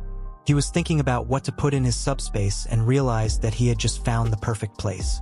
Ignoring everyone around him, he spoke to Pax and asked to store the Joint Command Communications headquarters in his subspace. The big boss, confused by Jian's words, threatened to kill him. But before he could finish his threat, his office disappeared. The whole military base vanished, as if it had never existed. Big Boss looked around, confused. The only thing left was his office chair. Felt like a strange dream. The people inside the base stared up in confusion as the ceiling turned into an open sky. Big Boss was just as confused as his men. He looked around, trying to make sense of what had happened, but couldn't find any explanation. While everyone was in chaos, Jian quietly endured the side effects of his ability. Just like when he stored Pax's facility, he was hit by a sudden rush of pain from storing such a large complex in his subspace. He needed to cut himself free quickly while the guards were distracted. The rebels were soon distracted by fear when they saw the sky darken. Dozens of massive wyverns filled the air, getting closer with every second. Leading the group, the largest wyvern let out a powerful roar, signaling its dominance. Terrified of being caught and eaten, the rebels scattered, running for their lives. Jian was able to summon an axe to cut himself loose. Big Boss yelled at his men to stop running and shoot instead. He said they just needed to take down the smaller wyverns before dealing with the big one. With their numbers, they could have won if they worked together, but the Big Boss was confident in his own ability. Unfortunately, his men didn't listen to him. Everyone left their boss to face the danger alone. Unfortunately for the Big Boss, the largest wyvern in the pack had its eyes on him. Standing right in front of the massive creature, he felt incredibly small. The wyvern quickly glanced at Big Boss, but something shiny a few meters away caught its attention. It was Jian. who had opened his subspace while carrying the injured soldier. The subspace recognized the soldier as Han Hyungo and allowed him to enter. Once they were inside the safety of the subspace, the young soldier felt dizzy and lightheaded. He had managed to sneak away during the chaos, but he needed to recover from the side effects of using the subspace. If he didn't, it could be dangerous later. Jian looked outside and saw the wyvern staring at him. He wasn't sure what the beast was thinking, but the way it was staring made him feel uneasy. Just then, the big boss, thinking he could take on the wyvern, started punching the creature's body with all his strength. He cursed at it, confident that he could handle the monster after leveling up. He wanted to prove that he was stronger than his cowardly crew, who had run away. Jian gave one last look at the pathetic big boss before he walked deeper into his subspace. Lee Young-soo quickly came to meet him at the entrance. Aside from a headache and some tiredness, Jian felt fine, but the soldier he brought in was in much worse shape. They only knew that Han Hyungo was a soldier tortured by a gang and was in critical condition. They placed the injured soldier in a room for now. Jian let out a sigh of relief after their escape. As he checked on the soldier's injuries, it seemed that the gang hadn't caused any serious wounds or bleeding. However, Jian had heard that Han Hyungo had already been in bad condition due to starvation. Malnutrition combined with torture was a horrible situation to be in. Changing the subject, Jian asked if a new building had appeared in the subspace. Young-soo confirmed it and asked what it was. The building had just appeared suddenly beside the facility, and it had left Young-soo and his family confused. From the outside, the building looked enormous. Even Jian was surprised by how large it was. When he brought the military base into the subspace, he hadn't expected it to be so big. He had been blindfolded when he was taken and never saw the outside of the base. Jian was eager to check something, so he asked Young-soo to keep an eye on the injured soldier for a while. Young-soo thought he had already seen everything the young man could do, but taking over an entire military base was crazy. He wondered what Jian planned to do with it. The base was so large that Young-soo had to ride a bike around it. As he pedaled, he thought about all the things they could use from the military base.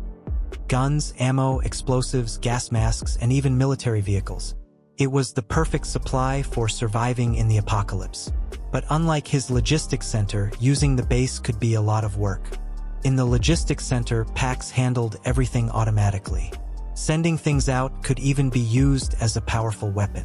But in the base, the guns were locked in the armory, and the ammo and explosives were stored safely. If they needed something, they would have to go get it themselves. Finding where everything was kept would be a challenge. The base was too large to explore and organize. Even if they found the weapons and ammo, there was still a problem. Even if Young-soo had the guns, his lack of combat experience would be an issue. He realized that having lots of guns wouldn't be useful without the right people to use them. Taking the guns out and getting them ready would be a hassle. More importantly, the military supplies weren't unlimited like in the logistics center. They would need to be careful and smart about how they used their limited resources. Pax interrupted to clear up some of Jian's misunderstandings. Pax's AI had set up the subspace with the same logistics system as the logistics center, so the new Sector 2 was being treated like a warehouse. Jian stopped pedaling in surprise when Pax explained this. A classification system was being set up, and once it was done, Jian would be able to use the items in Sector 2 just like the ones in Sector 1. Pax was saying that they could also duplicate and ship the rifles and ammo. The drones smiled happily, confirming how powerful the subspace really was. Jian was still in shock, but as Pax said, the classification process was still in progress, and Sector 2 was not yet accessible. The progress was only 0.81%. It was hard to say exactly how long it would take to finish because it depended on the items. Jian could choose which items to prioritize so they would get product codes first. When Pax asked for his list of priorities, Jian quickly said rifles, ammo, grenades, vehicles, and fuel. With this, the product codes for these items would be ready in 10 minutes. Jian also added a restriction to prevent others from ordering anything from Sector 2. Pax easily set up the restriction. It wasn't that he didn't trust Young-soo and his family. It was safer to be cautious, especially with the unconscious soldier with them. With their weapons and vehicles ready, Jian opened his portal, hoping the chaos outside had calmed down. What he saw was like a scene from a horror movie. Wyverns were happily eating human bodies scattered everywhere. Jian had hoped the situation would fix itself, but it didn't look like that was going to happen now. There were too many monsters to fight off, and escaping the big one seemed impossible. The only choice he had was to focus and use his new weapons. Yongsu and Jian prepared themselves for the challenge. It had been a long time since Mr. Lee Yongsu graduated from the reserve forces. Yet here he was, shooting again. There were plenty of magazines packed in boxes so they wouldn't run out of ammo. If the gun jammed, they could just throw it away and grab a new one. It would have been better if the magazines were already attached to the guns. But that's not how the system worked. When the young man asked the Ultimer if he could shoot, Yongsu smiled confidently. Finally, he thought, I've got plenty of targets to test my reservist skills. He was ready for this. Since it was faster to show than explain, he grabbed one of the guns and aimed at the monsters. The gunfire lit up the dark battlefield as bullets rained down on the hungry wyverns. Under Yongsu and Jian's relentless shooting, the smaller wyverns were killed instantly. Who would have thought that Yongsu wasn't just a great driver, he was also a wyvern-killing expert. They went through dozens of magazines and hundreds of rounds without stopping, taking out every enemy they could see. The larger wyverns were easy targets. Eventually, the sound of gunfire stopped. This was Yongsu's first time doing a real rapid-fire shoot, and it was tougher than he had expected. It seemed like they had control of the situation for now. They had taken out most of the pack, but Jian still felt uneasy. At first, it seemed like no wyvern had survived the attack. While Jian confirmed the small ones were wiped out, he couldn't find the big one's body. He was sure the leader was still out there, and he was right. The clever lizard was hiding just behind the subspace portal, making no noise at all, as if trying to lure the humans out. Wyvern bodies lay next to the humans they had been hunting. No matter how much Yongsu searched, he couldn't spot the pack leader. Jian came up with a plan to confirm what they suspected. The wyvern leader might try to ambush them from outside, so they decided to send out a remote-controlled toy as bait first. If there was no reaction, they could move freely. But if the monster appeared, they would have to act quickly, like a swarm of bees overwhelming a target. However, just using a remote-controlled toy might not be enough to make the wyvern attack. So, Jian came up with a clever plan. They attached a mannequin, which looked like a human, to several remote-controlled cars. They carefully sent the bait out through the portal into the darkness. Just 2 seconds later, the wyvern swooped down, ripping the mannequin apart with savage force. The plan worked, and the monster was drawn out. No longer hiding, it showed itself, its cold, dangerous eyes locking onto them. Realizing it had attacked a dummy, the wyvern roared in anger. Jian quickly steadied himself and took aim, ready to make the creature regret its actions. He snapped Yongsu out of his daze, urging him to join in. They fired at the wyvern with everything they had, the creature taking most of the damage at close range. Slowly, it began to retreat under the constant barrage of gunfire. When they stopped firing, smoke and the smell of gunpowder filled the air. Through the haze, they could still see the wyvern's enraged eyes, filled with a desire for revenge. The wyvern lunged forward, ready to tear them apart with its sharp fangs. But no matter how strong it was, the creature couldn't break through the portal's security system, crashed into what felt like an unmovable wall. The wyvern seemed confused. The two men were shocked that the beast was still standing after taking so much damage. Jian remembered something Big Boss had said about the wyvern. His team had tried to attack it, but their strikes seemed to be blocked by some invisible force. That must mean the beast wasn't just tough. Something was protecting it. Furious, the wyvern let out a loud, deep roar, as if daring them to fight fairly. Jian threw a grenade in response. The wyvern looked down at the rolling grenade, intrigued. Jian was ready to see whether the wyvern's defense could withstand humanity's weapons. With endless supplies of weapons and explosives, Jian was prepared to keep going all night. The first explosion went off, followed by several more, each one sending shrapnel and blasts into the beast. Yongsu joined in, tossing his own grenades without hesitation, not worried about running out. The two men switched from gunfire to a much stronger form of attack, unleashing the full force of human-made destruction. At one point, it seemed like they were finally winning and beating the huge monster. The air was thick with smoke, making it hard to see anything. Yongsu was exhausted. He never imagined throwing grenades would be so difficult. Jianjian's shoulders were almost dislocated from all the effort. Despite all the grenades they threw and everything they did, the monster stayed in one piece. It raised its claw as if to attack, but it was really just tapping the barrier around the portal to provoke them. The creature took all the grenades without even flinching.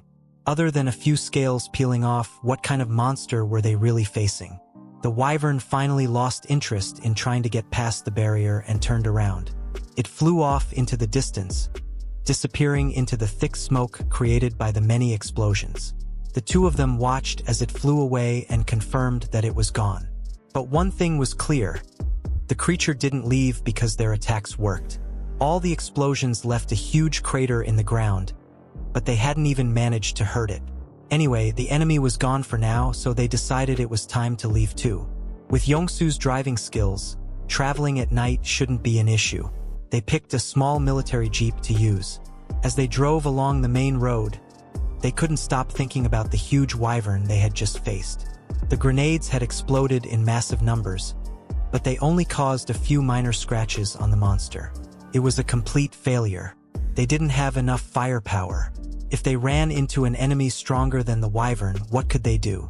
Grenades are explosives designed to be effective against humans, with shrapnel that can be even more dangerous than the explosion itself. Jian thought about using more powerful weapons, but those are hard to use safely. If he used a bomb stronger than dozens of grenades, the damage would be massive. Innocent people might get caught in the blast if they were near a city. Also, even with powerful weapons, there's no guarantee a single bomb would be enough to take down a strong monster. That's when Jian thought of a better idea. Something as strong as a bomb, but without the risk of hurting others. Maybe the answer was launching something heavy or hitting the monster at incredible speeds. Or maybe both. For now, using guns and grenades was the most practical option. If he could keep improving his abilities, he'd become stronger. Since they just defeated a bunch of wyverns, Jian figured he had enough magic stones to upgrade. To his surprise, he had way more magic stones than he expected. 314 in total. They were piling up faster than he thought. He had sensed the presence of multiple magic stones earlier, probably because of the large one. Either way, he had plenty to spend on upgrades. He used 25 magic stones to increase his delivery speed from 100 km per hour to 150 km per hour. Another 25 stones were spent to reduce his launch preparation time from 5 seconds to just 1 second. For a bigger upgrade, he used 50 magic stones to double the number of items he could launch at once, from 2 to 4. He spent another 25 stones to increase the launch range from 25 meters to 50 meters. Now, he could launch 4 items with just a 1-second gap between each one. The number of magic stones needed was huge, but the results were clear. After all these upgrades, he still had 189 magic stones left. There was one more upgrade he had been wanting for a while. Spending another 50 stones, he unlocked the Pocket Dimension Laboratory. He had always been curious about what it did and wanted to try it out. But they would need to stop first, so he asked Yongsu to pull over for a short break while they checked something. Yongsu didn't want to slow down or stop because they were close to Gangnam, but he told the young man to go ahead and do whatever he needed to do while he kept driving. There weren't many monsters around on the road, so it should be fine. If Jian was really worried, Yongsu suggested that he open the portal while they kept moving. It was something Jian had never tried before, but after one attempt, they discovered that opening the portal to his subspace while the vehicle was still moving worked just fine. If anything went wrong, Yongsu could jump into the portal for safety, so there was no need to worry. With that reassurance, Jian entered the new lab. It was a simple room with plain white tiles, nothing special at first glance. It was just a different space. In this lab, he could use the combine ability to merge more than 2 objects together, no matter their condition. He could also separate an object into its parts. With Combine, he could register a rifle and its magazine as a single item. The separate function would let him register a grenade with the safety pin removed, which might seem dangerous since it could explode. But Pax explained that items stored in the pocket dimension exist digitally. Unless they are used or ordered, no physical changes happen to them. So, Jian registered the grenades with their safety pins removed for 15 magic stones. It might not be enough to take down a giant wyvern, but it was better than nothing. He thought about registering a rifle with a magazine already attached, which would be convenient for uninterrupted firing if he could combine 2 magazines. The more he thought, the more he realized the lab could be used for more than just guns and grenades. If he was right, he could create a new weapon, something stronger than a bomb that wouldn't cause harm to the surroundings. Yongsu slammed on the brakes when he saw something strange on the road. He stared at the unusual sight of cars stacked on top of each other, forming a wall, and wondered what was going on. Just then, Jian appeared from the subspace. The drive had been calm up until that point, with no monsters chasing them, but now there was a more immediate problem. Someone had purposely piled up the cars and blocked the road completely. It was clear that breaking through wouldn't be easy. Yongsu was ready to turn around and look for another way, but Jian assured him it wasn't necessary. In fact, the weapon he had just made was the perfect solution for this situation. Before Yongsu could ask about it, Jian had already used the weapon. It was a stack of barbell plates, merged with Combine. With his recent upgrades, Jian could launch 4 of these heavy plates at once, each flying at around 150 kilometers per hour. The massive weight of the metal plates easily broke through the wall of cars. Jian used pure force to tear down the pile. If someone tries to block your way, just make your own path by force. Yongsu was speechless, amazed once again by Jian's abilities. Looking at the stacked 20 kilograms plates, Yongsu asked what on earth Jian had created.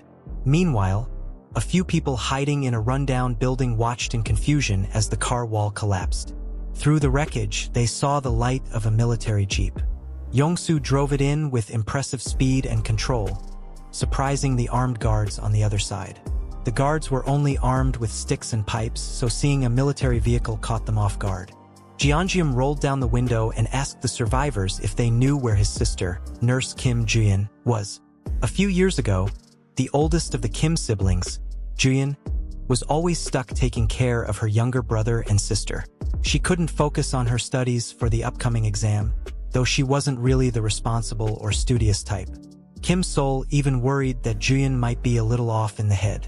Jian asked if they should tell their mom about Jian's strange behavior, out of concern.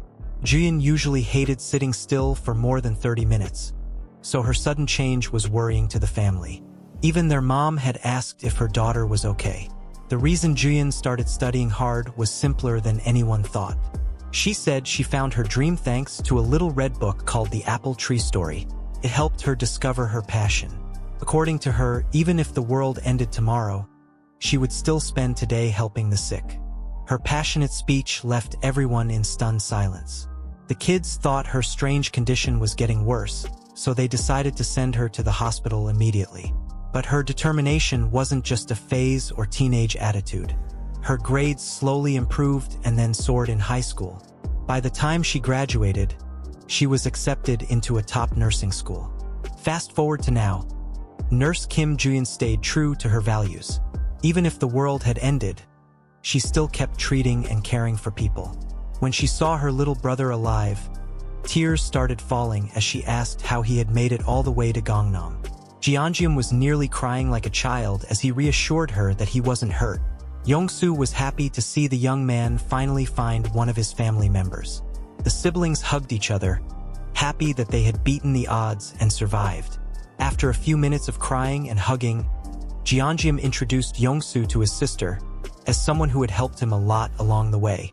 Being the caring older sister she was, Jian pulled a chocolate bar from her pocket, thinking her little brother was starving, unaware that he had enough chocolate bars to last a lifetime. But more importantly, they needed to help a patient. When she heard that her skills were needed, Jian immediately asked to be taken to the patient. Jian explained that the victim was in a place only accessible with his ability. He was surprised to learn that his sister didn't know about his ability. Since he needed to open a door to another space, it would be hard for others to see the process. It wouldn't be easy to move secretly, so it might be better if they just went into the hospital. Once inside, Jian quickly noticed the bad conditions people were living in. Jian led them to the staff room. There, the young man surprised his sister with his strange ability. Jian promised to explain more later, but for now, their priority was the patient. Finally, they reached the room where the soldier was resting. Jian did some basic tests to check on the man's health. It hadn't been long since they rescued the soldier on their way to Gangnam. The soldier had been beaten and tortured, and his condition was bad from the start. Without proper care, Han Hyungo might not survive. Normally, he wouldn't have much hope. But luckily, Kim Jian had also developed a healing ability, just right for her dreams. Her skill was still new, so it would take some time. Full recovery was unlikely, but he wouldn't die. Jian did what she could to stabilize the patient for the day. It was like basic first aid, but more important than the wounds was his malnutrition. Jian remembered his speech about saving lives if the world ever ended, and it made him feel a little embarrassed. To tease her, he even acted out the scene. With the patient now stable, Jian asked her little brother to tell her everything that had happened so far. Lee Yong-soo's wife had baked some bread, so it was a good time to catch up over food. Jian told her everything from the beginning, starting with when he first discovered his subspace ability. He explained how he met Pax, the AI assistant, and how he found a group of survivors, including Lee Yong-soo. Jian didn't really pay attention to his story because she was more interested in the food on the table. She only half listened when he talked about being trapped in the logistics center and then tuned out after that. Jian politely greeted Yong-soo's wife and immediately fell in love with her cooking. The housewife was amazing in the kitchen and had even set up a staff lounge with beds and furniture on the first floor of the logistics center so people could rest comfortably. Yong-soo's wife reminded everyone to take more food before leaving the room. Not paying attention to her little brother's story, Jian asked how Yong-soo and his family ended up in the subspace. Jian refused to repeat his tale. He briefly explained that he was on a mission to reunite the whole family. With Jian found, they could now head to Yiro, where Kim Sol was. Jian apologized, saying she needed to stay at the hospital. There were over 300 people gathered there, and patients needed constant care, but that wasn't the main issue. The real problem was something deeper. At the highest floor of the hospital, a man was getting reports about two strangers who had broken through a wall and entered in a military vehicle.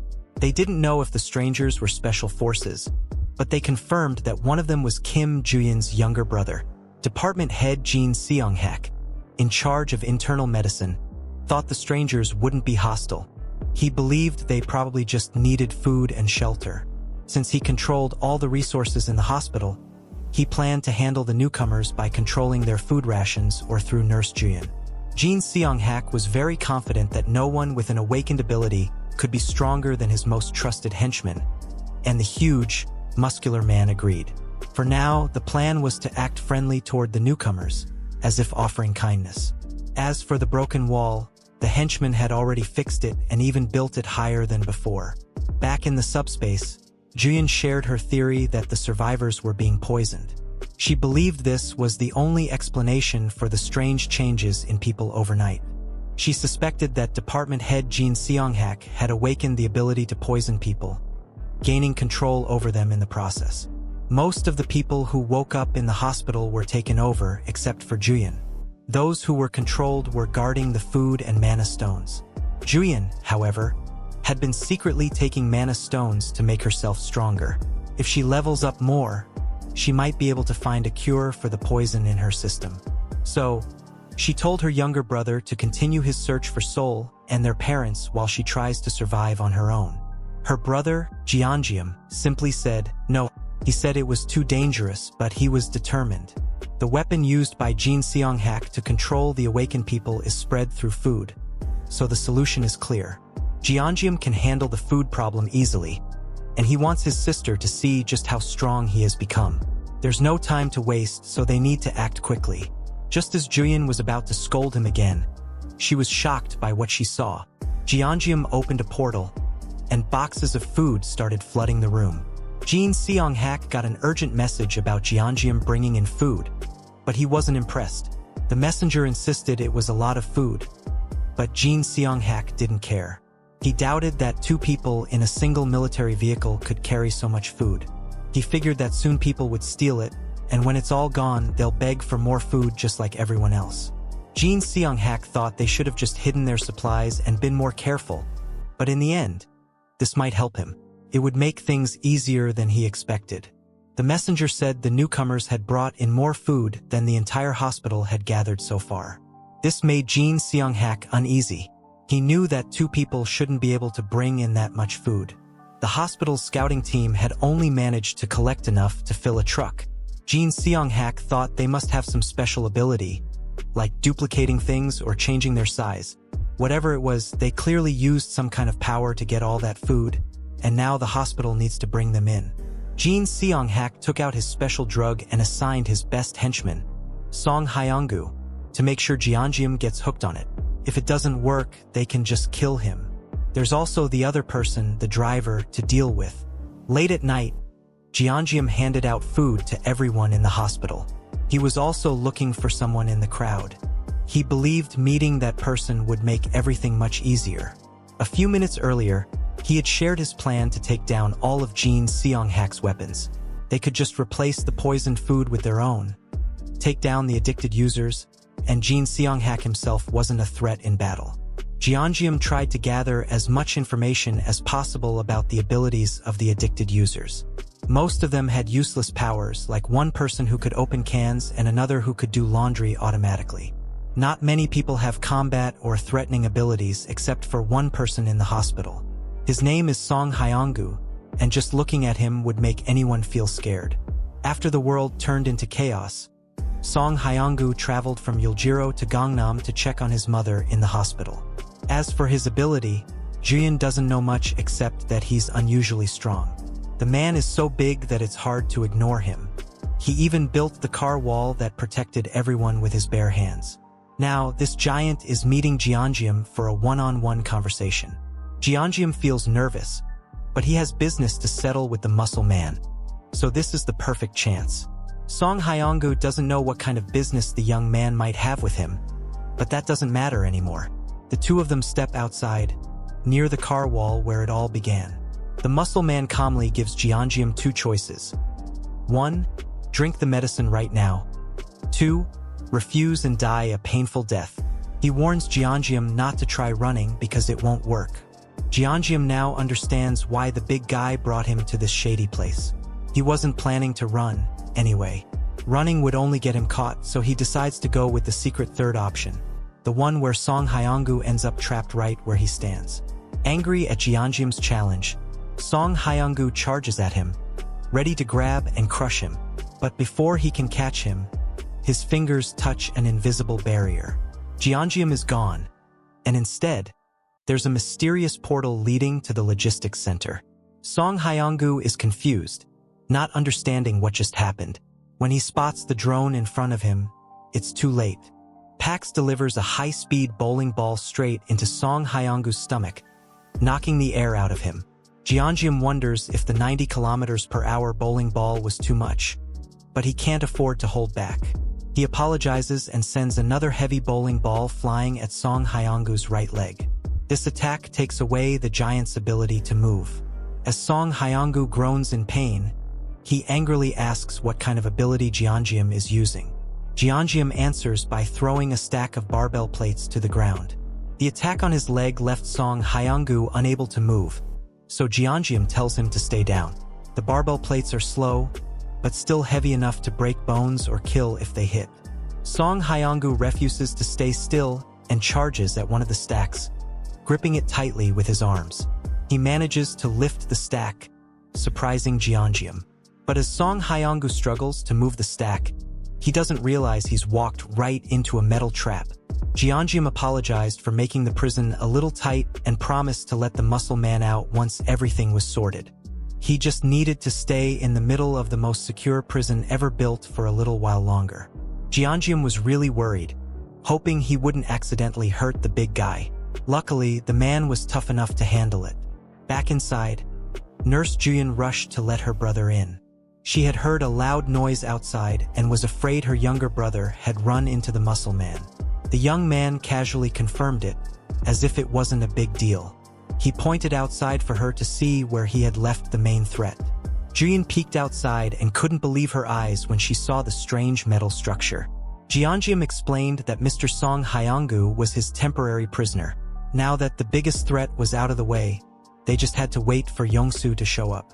Speaking of which, the best driver in the East finally arrived. When the siblings saw Yongsu more clearly, they were shocked. He was limping and holding his head in pain. He was sweating a lot and complaining about a severe headache. It seemed like poisoning, something strange that made his symptoms match. It was clear that the enemy had somehow poisoned Yongsu. The last thing he remembered was handing out food to the survivors and getting a few words of thanks. Jian noticed a small prickle wound on Yongsu's finger. It seemed like the enemy used some kind of poison device to prick him. Someone must have bumped into him while pretending to thank him. For now, Yongsu needed to rest in the subspace and be kept there for a while. Jian hadn't expected things to turn out this way. He had failed to protect his friend. They didn't know exactly how the poison worked, but if Yongsu was affected, everything would get much harder. They needed to find Jian Seonghak fast and get the cure. They decided to use the break room in Sector 1 to keep Yongsu confined. Just to be safe, they needed to block the windows and doors. But before Yongsu could even enter the portal, the system detected and blocked the strange energy trying to enter from the outside. Since the subspace is an independent domain, no outside energy could get in. Yongsu felt confused, looking at Jian for an explanation. Then suddenly, the pain in his head vanished. All he had to do was put his finger in the portal, and the poison was neutralized. To make sure this worked, they tested it on the most obvious victim, the captured Song Hyanggu. Jian opened a portal below Hyanggu's feet, allowing him to enter the subspace. Hyanggu was pulled into the subspace against his will. Jian quickly removed him from the portal after the poison was cleansed. When Hyanggu came back to the real world, he looked much better, as if he had just woken up from a long sleep. His face was brighter, and his eyes showed clarity and understanding. He was completely healed.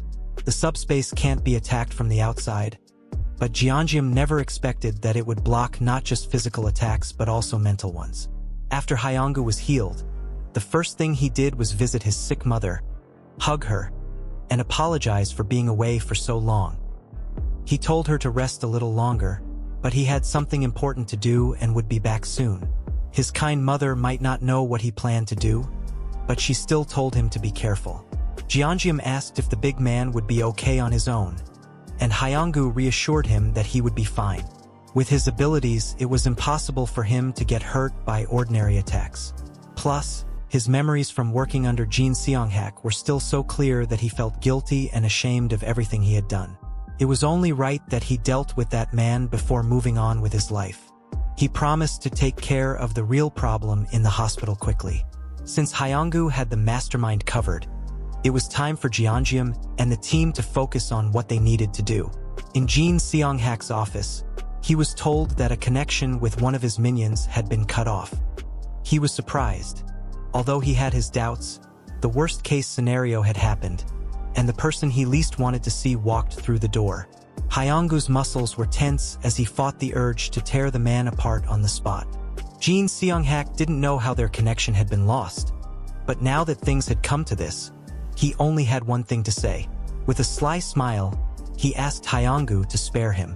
The big man didn't respond with words.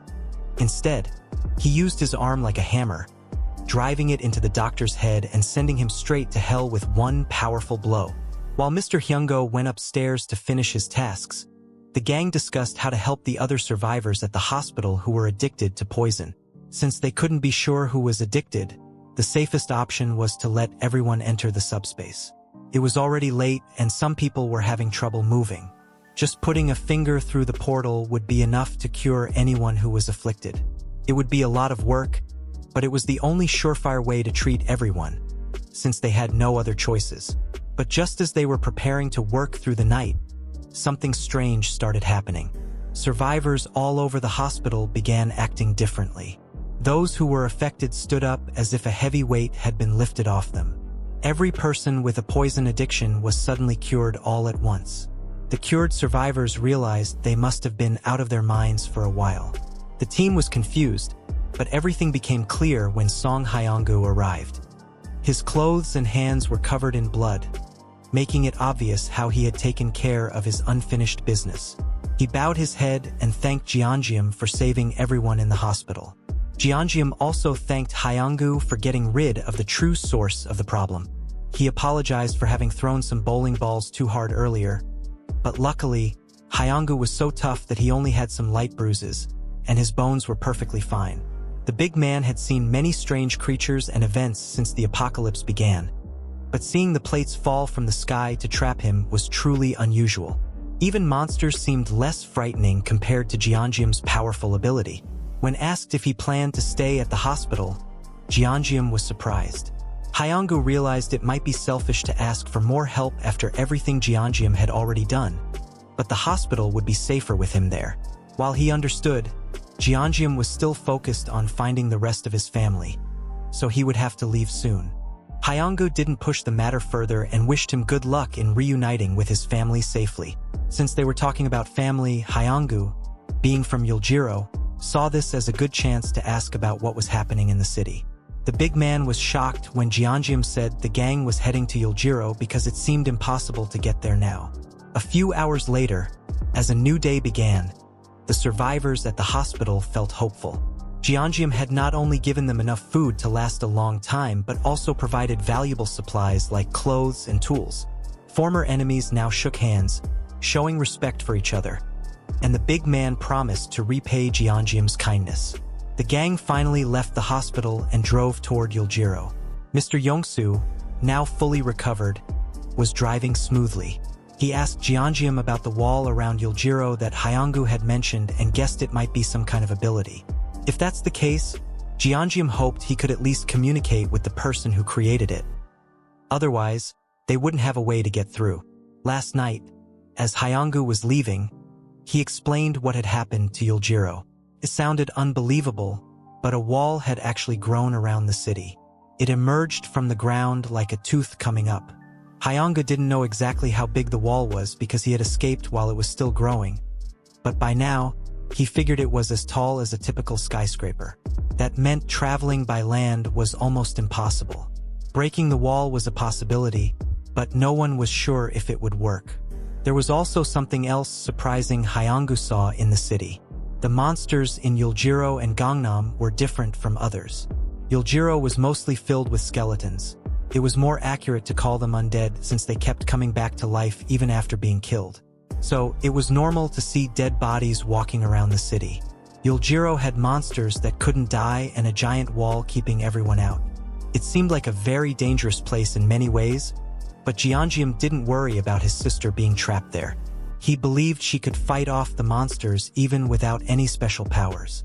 While in the subspace, Jian received a call from Jian, who had finally agreed to join them after the hospital was cleared of poison. He lazily asked why she was calling, and Big Sis immediately scolded him for his attitude. The soldier Jian had saved had finally woken up. Jian quickly entered his subspace, and the soldier gratefully thanked him for saving his life.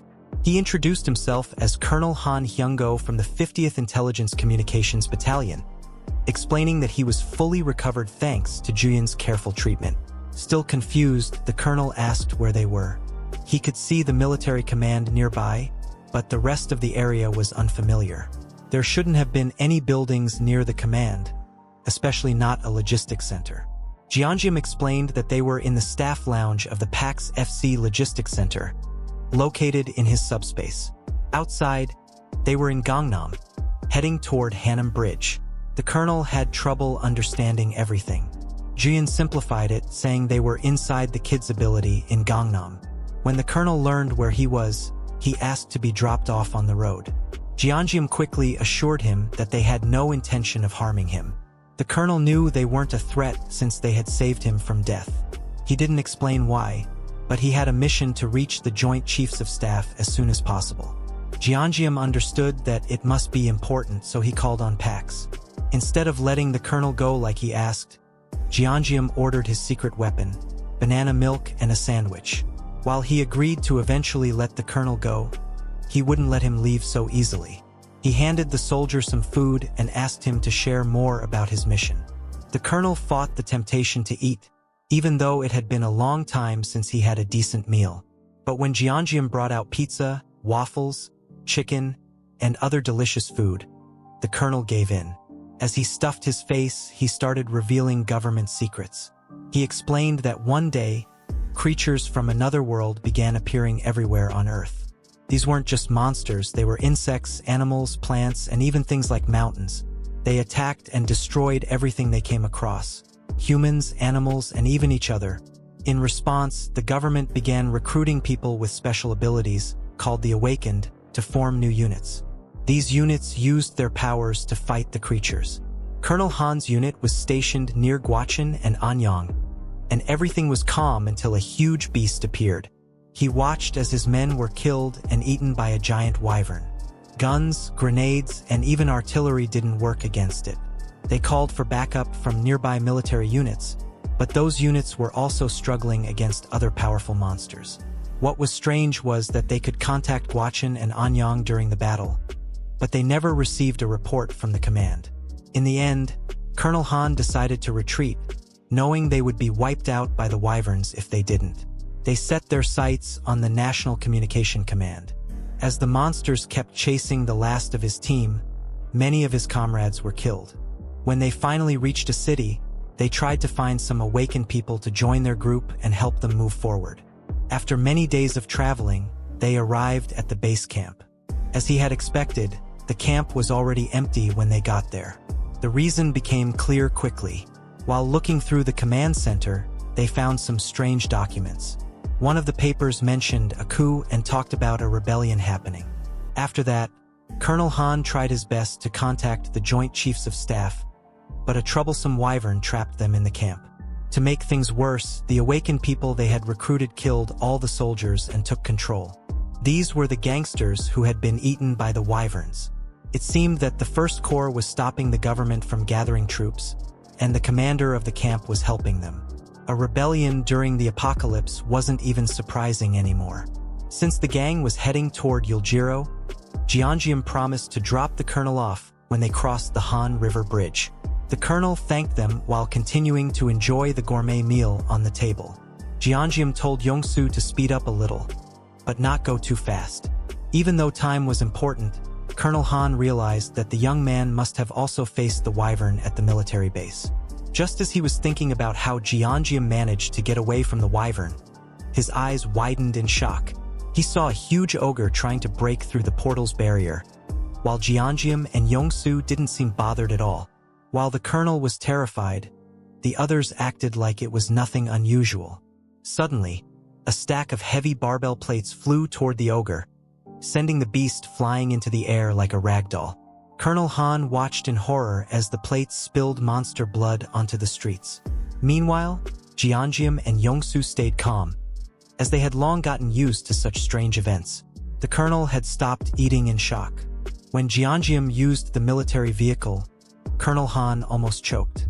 The two of them stepped out of the subspace, and Jian told Colonel Han to continue eating and resting like a good boy. They weren't far from their next stop, but Jian left the portal open so Mr. Han could watch what was happening on the road. Launching disc pillars at high speed and summoning military vehicles from nowhere was definitely an overpowered skill. The ogres that used to be big problems were now easily defeated with one hit. All Jian had to do was launch the stacks, and the monsters were crushed. Colonel Han was so amazed by the sight of the ogres being destroyed that he had to take a closer look outside. He watched as the magic stones from the dead ogres were sucked into the subspace. At first, the colonel thought he must have been imagining it, but it was really happening. He saw it clearly. The portals were sending large objects at high speeds to send the monsters to the afterlife. Enemies were falling at a rate of 4 per second, and the stacks could change direction freely. Plus, collecting magic stones had become much easier with the automated system that extracted and retrieved them. Anyone who had eyes and common sense could tell that using the subspace this way was an incredibly powerful ability. After some time, the team reached Banpo Bridge. Unfortunately, the bridge was destroyed by something unknown. Jian apologized to the colonel, saying their arrival time had increased slightly because they needed to find another route. The colonel was just grateful they were helping him at all, and while they looked for a new path, he would go back into the subspace. Jian apologized for the delay, but it was already impressive that they had made it from Gangnam to Banpo Bridge in just 1 hour. Considering the detour caused by the collapsed road and the monsters along the way, it was an incredibly fast journey. Although Jian's ability helped a lot, the real credit went to the driver, Yongsu. He may sometimes act silly, but his driving skills were top-notch. Even sitting in the passenger seat was dizzying. When the colonel first saw it, he was so shocked that he almost threw up.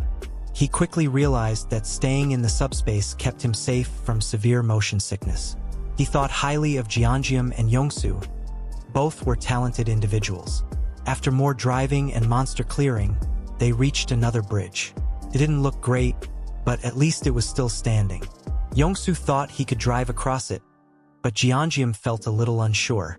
He noticed some strange shapes in the distance, which made him cautious. When he looked closer, he saw what appeared to be a fortress wall. It must have been the rumored barrier of Yiro. With how big it was, they couldn't be sure if the car could break through it. The best move was to drive closer and take a look. If they crossed the bridge, they'd pass Yongsan, where they could drop off Colonel Han since it was on the way. After a few more minutes of calm driving, they reached the colonel's drop-off point. He thanked them for escorting him safely, even though they didn't have to. Jian wished him good luck with his urgent task, and they said their goodbyes. Now, Jian's main goal was to find a way into Yiro to locate his sister. Earlier, the fortress wall had looked bigger and stronger than he had thought. Maybe if he leveled up enough, he could put the entire wall into the subspace as a strategy. But he was still far from the next level. He could upgrade his tracking delivery ability to stage 2 using 50 magic stones. With 400 stones collected each hour, he could probably grind for 2 more hours to level up the subspace.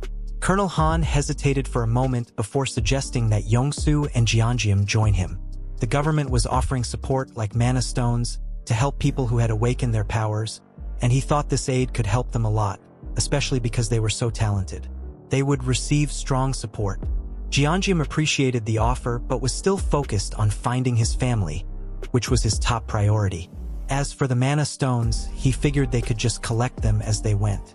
After all, he had no problem fighting monsters. The colonel felt disappointed. He understood Jian's decision, but if it were the Joint Chiefs of Staff headquarters, he might have reconsidered. He thought the HQ probably had a helicopter or 2 he could use. Colonel Han replied that they likely did have some helicopters available. Meanwhile, the HQ was filled with reports that Guachan and Anang had been destroyed, and even the 56th Division had been wiped out. The only place that might still have some surviving forces was the First Corps. Given the situation, the director wondered if a governing body could still exist.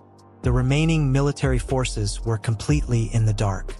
The director's thoughts were interrupted by a messenger, who came to tell him that someone was waiting to see him, the commander of the 50th Battalion of the National Communications Agency. Colonel Han had already reported that his entire unit had been killed, and now he had made it to the HQ with an urgent message that needed to be delivered directly to the director. Hearing about the 50th Battalion shocked the director deeply. Soon, Colonel Han was brought into the room and gave the most respectful salute of his life. He explained everything that had happened, leaving out no details, and then handed the director a piece of paper.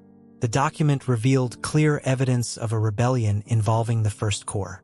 Reading it made the director's stomach drop. He had been unaware of these hidden tensions, but now that he knew, he looked out at the men who had protected Colonel Han and brought the important information. The director and the colonel rushed to thank Jian and Yongsu for all the help they had given, praising them for their incredible service to the country. The director had also heard about Jian's abilities and his request for a helicopter in exchange for supplies. Helicopters were now crucial, but the director was willing to provide one for the young man. However, there was a condition.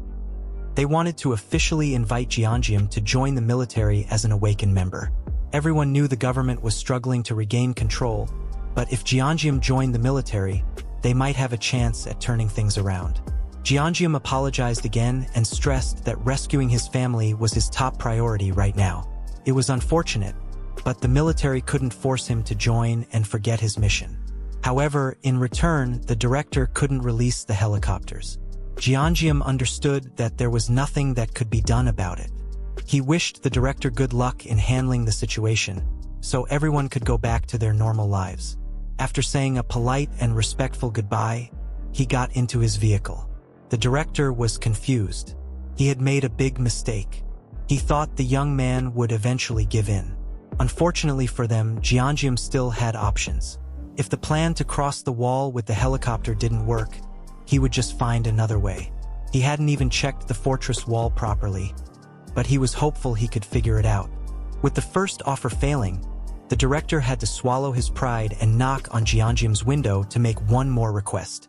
If Jian agreed, the military would provide him with the helicopter he wanted. Jian agreed, and soon a whole battalion was mobilized, with military trucks and vehicles lined up in a single file. Jian found himself at the front, sipping a juice box as if he wasn't about to head into a dangerous mission. He looked bored, sitting in the passenger seat. The director had explained the mission moments ago. They needed to go to Seoul Station, where the last group of reserve awakened individuals had gathered. The base camp could still communicate with the survivors there, but the road was blocked by skeletons. These skeletons weren't dangerous in battle, but they were a huge problem in other ways. There were so many of them, and they were difficult to deal with. Each skeleton had a core in its last right rib, and if that core wasn't destroyed in time, the skeleton would revive. Jian's job was to get past the skeletons and rescue the trapped awakened people. He was confident it would be easy for him, especially since the soldiers watching him in action couldn't believe what they were seeing. A mission they had been dreading for a long time was easily handled by this young man with his strange abilities. They finally reached Seoul Station, and the awakened survivors cheered when they saw the rescue team. The military quickly got the survivors into armored trucks, and once everyone was accounted for, the director told Yongsu and Jian they could leave. The trucks carrying the survivors drove off peacefully. With Jian's abilities, the skeletons were no challenge at all. The soldiers, on the other hand, had to fight the skeletons with guns, carefully aiming to destroy their cores. However, there was something else Jian needed to know. On these roads, there was something rarely seen among the skeletons. One skeleton was on a whole different level. The military called it the Skeleton Knight. The general rule when encountering this monster was to avoid fighting it at all costs. If they did, they were to retreat immediately, even if they had to take some damage. The Skeleton Knight was considered indestructible. As usual, Jian opened his portal and sent another disc flying at incredible speed. It was time to see if the Skeleton Knight really was as invincible as they said. The survivors of Seoul Station curiously watched the action from a safe distance, curious to see Jian's abilities. Even the soldiers could not take their eyes away from the spectacle ahead. Meanwhile, Jian and Yongsu were starting to get worried about the enemy standing in front of their car. The Skeleton Knight just stood in the middle of the road menacingly, its piercing gaze fixed on the military convoy. Much to everyone's surprise, the monster started speaking in an unknown language. It sounded like gibberish to them, but it was definitely speaking and trying to say something. Finally, the Skeleton Knight lodged its sword on the ground and took out a magic stone from its pocket. It slowly crushed the stone in its hand, sprinkling the magic dust on the floor. After that, the Skeleton Knight magically started speaking human tongue, extending his greetings to the humans, calling them otherworlders. He introduced himself as Sir Ga, one of the 12 knights serving the Night King. However, Jian was more curious about that magic stone trick than the knight who had done it. It seems like magic stones can be used for other purposes, Jian admitted.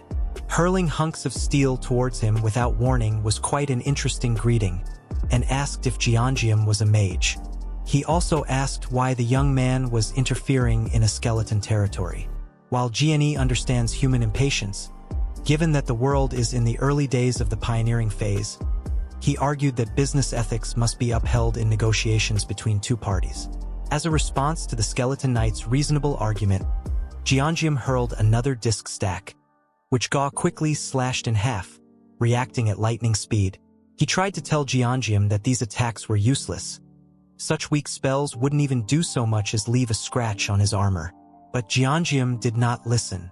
Instead, he continued launching more hunks of steel. Jian skillfully maneuvered his skeletal body around the attack, dodging with a perfectly timed roll. He stabbed his sword into the ground to regain a foothold, sending a counterattack in the process.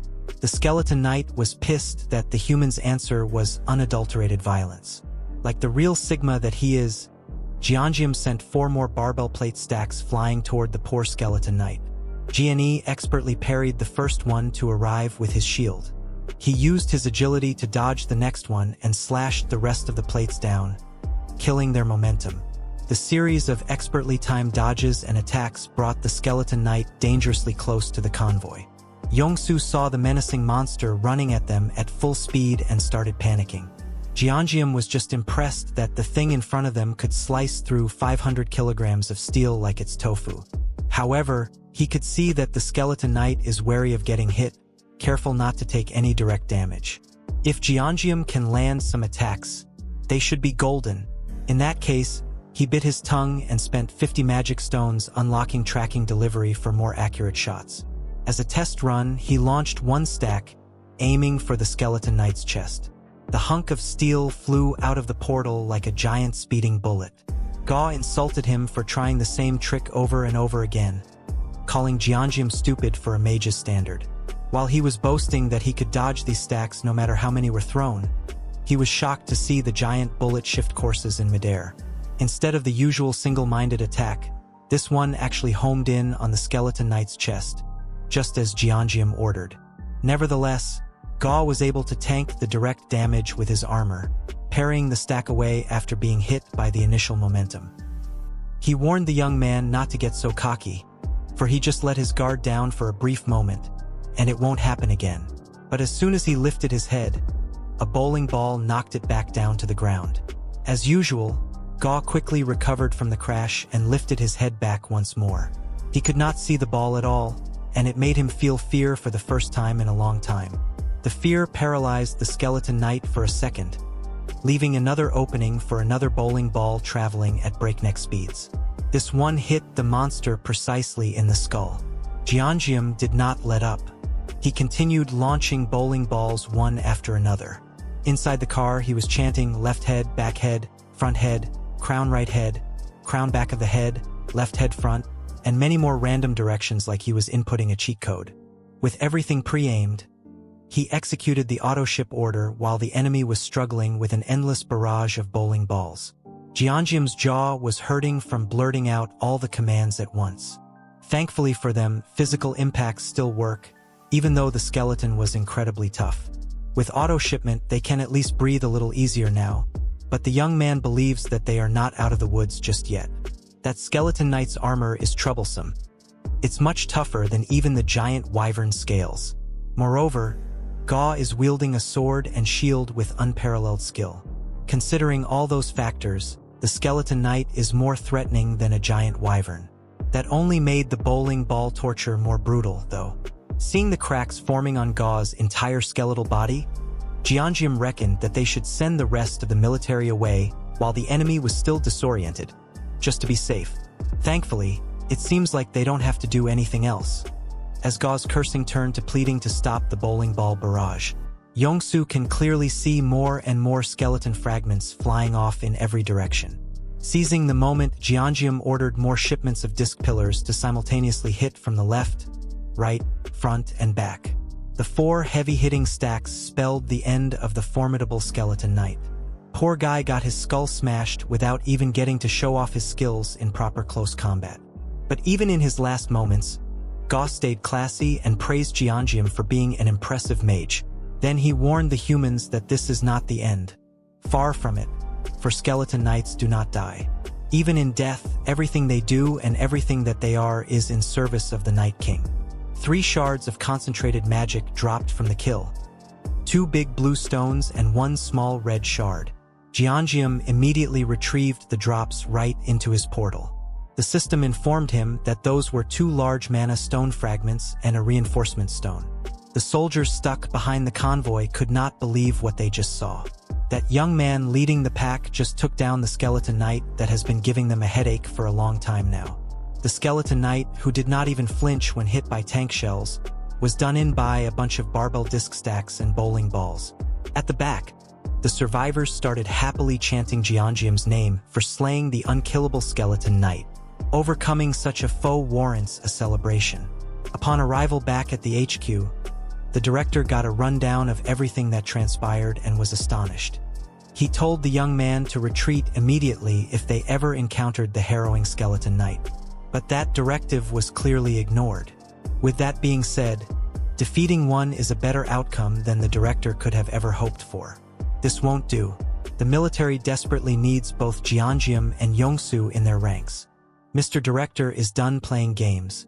He's practically begging the duo to join their cause. Unfortunately for the country's remaining military forces, Jian cannot be swayed away from his quest to find the rest of his family. Thankfully, the director was a level-headed guy and backed down. But the offer still stands. He hopes that once Jian finishes reuniting with his family members, the young man would give the military's offer another serious thought. Right now, the armed forces already consider the young man an invaluable ally to the country. For now, it's time for the director to fulfill his end of the bargain and get the young man the helicopter that was promised as a reward. Jian doesn't necessarily enjoy the high expectations being put on him, as it's just another added pressure. But he gets where they are coming from. He just finished taking down an unkillable and troublesome skeleton knight after all. Truthfully, he barely managed to pull the win out of his ass. If there had been even one more enemy with a similar skill level to Gaw, they would have been cooked without a doubt. This rescue mission would have ended in a catastrophic failure. But the biggest issue here is that there are at least 11 more skeleton knights like Gaw out there.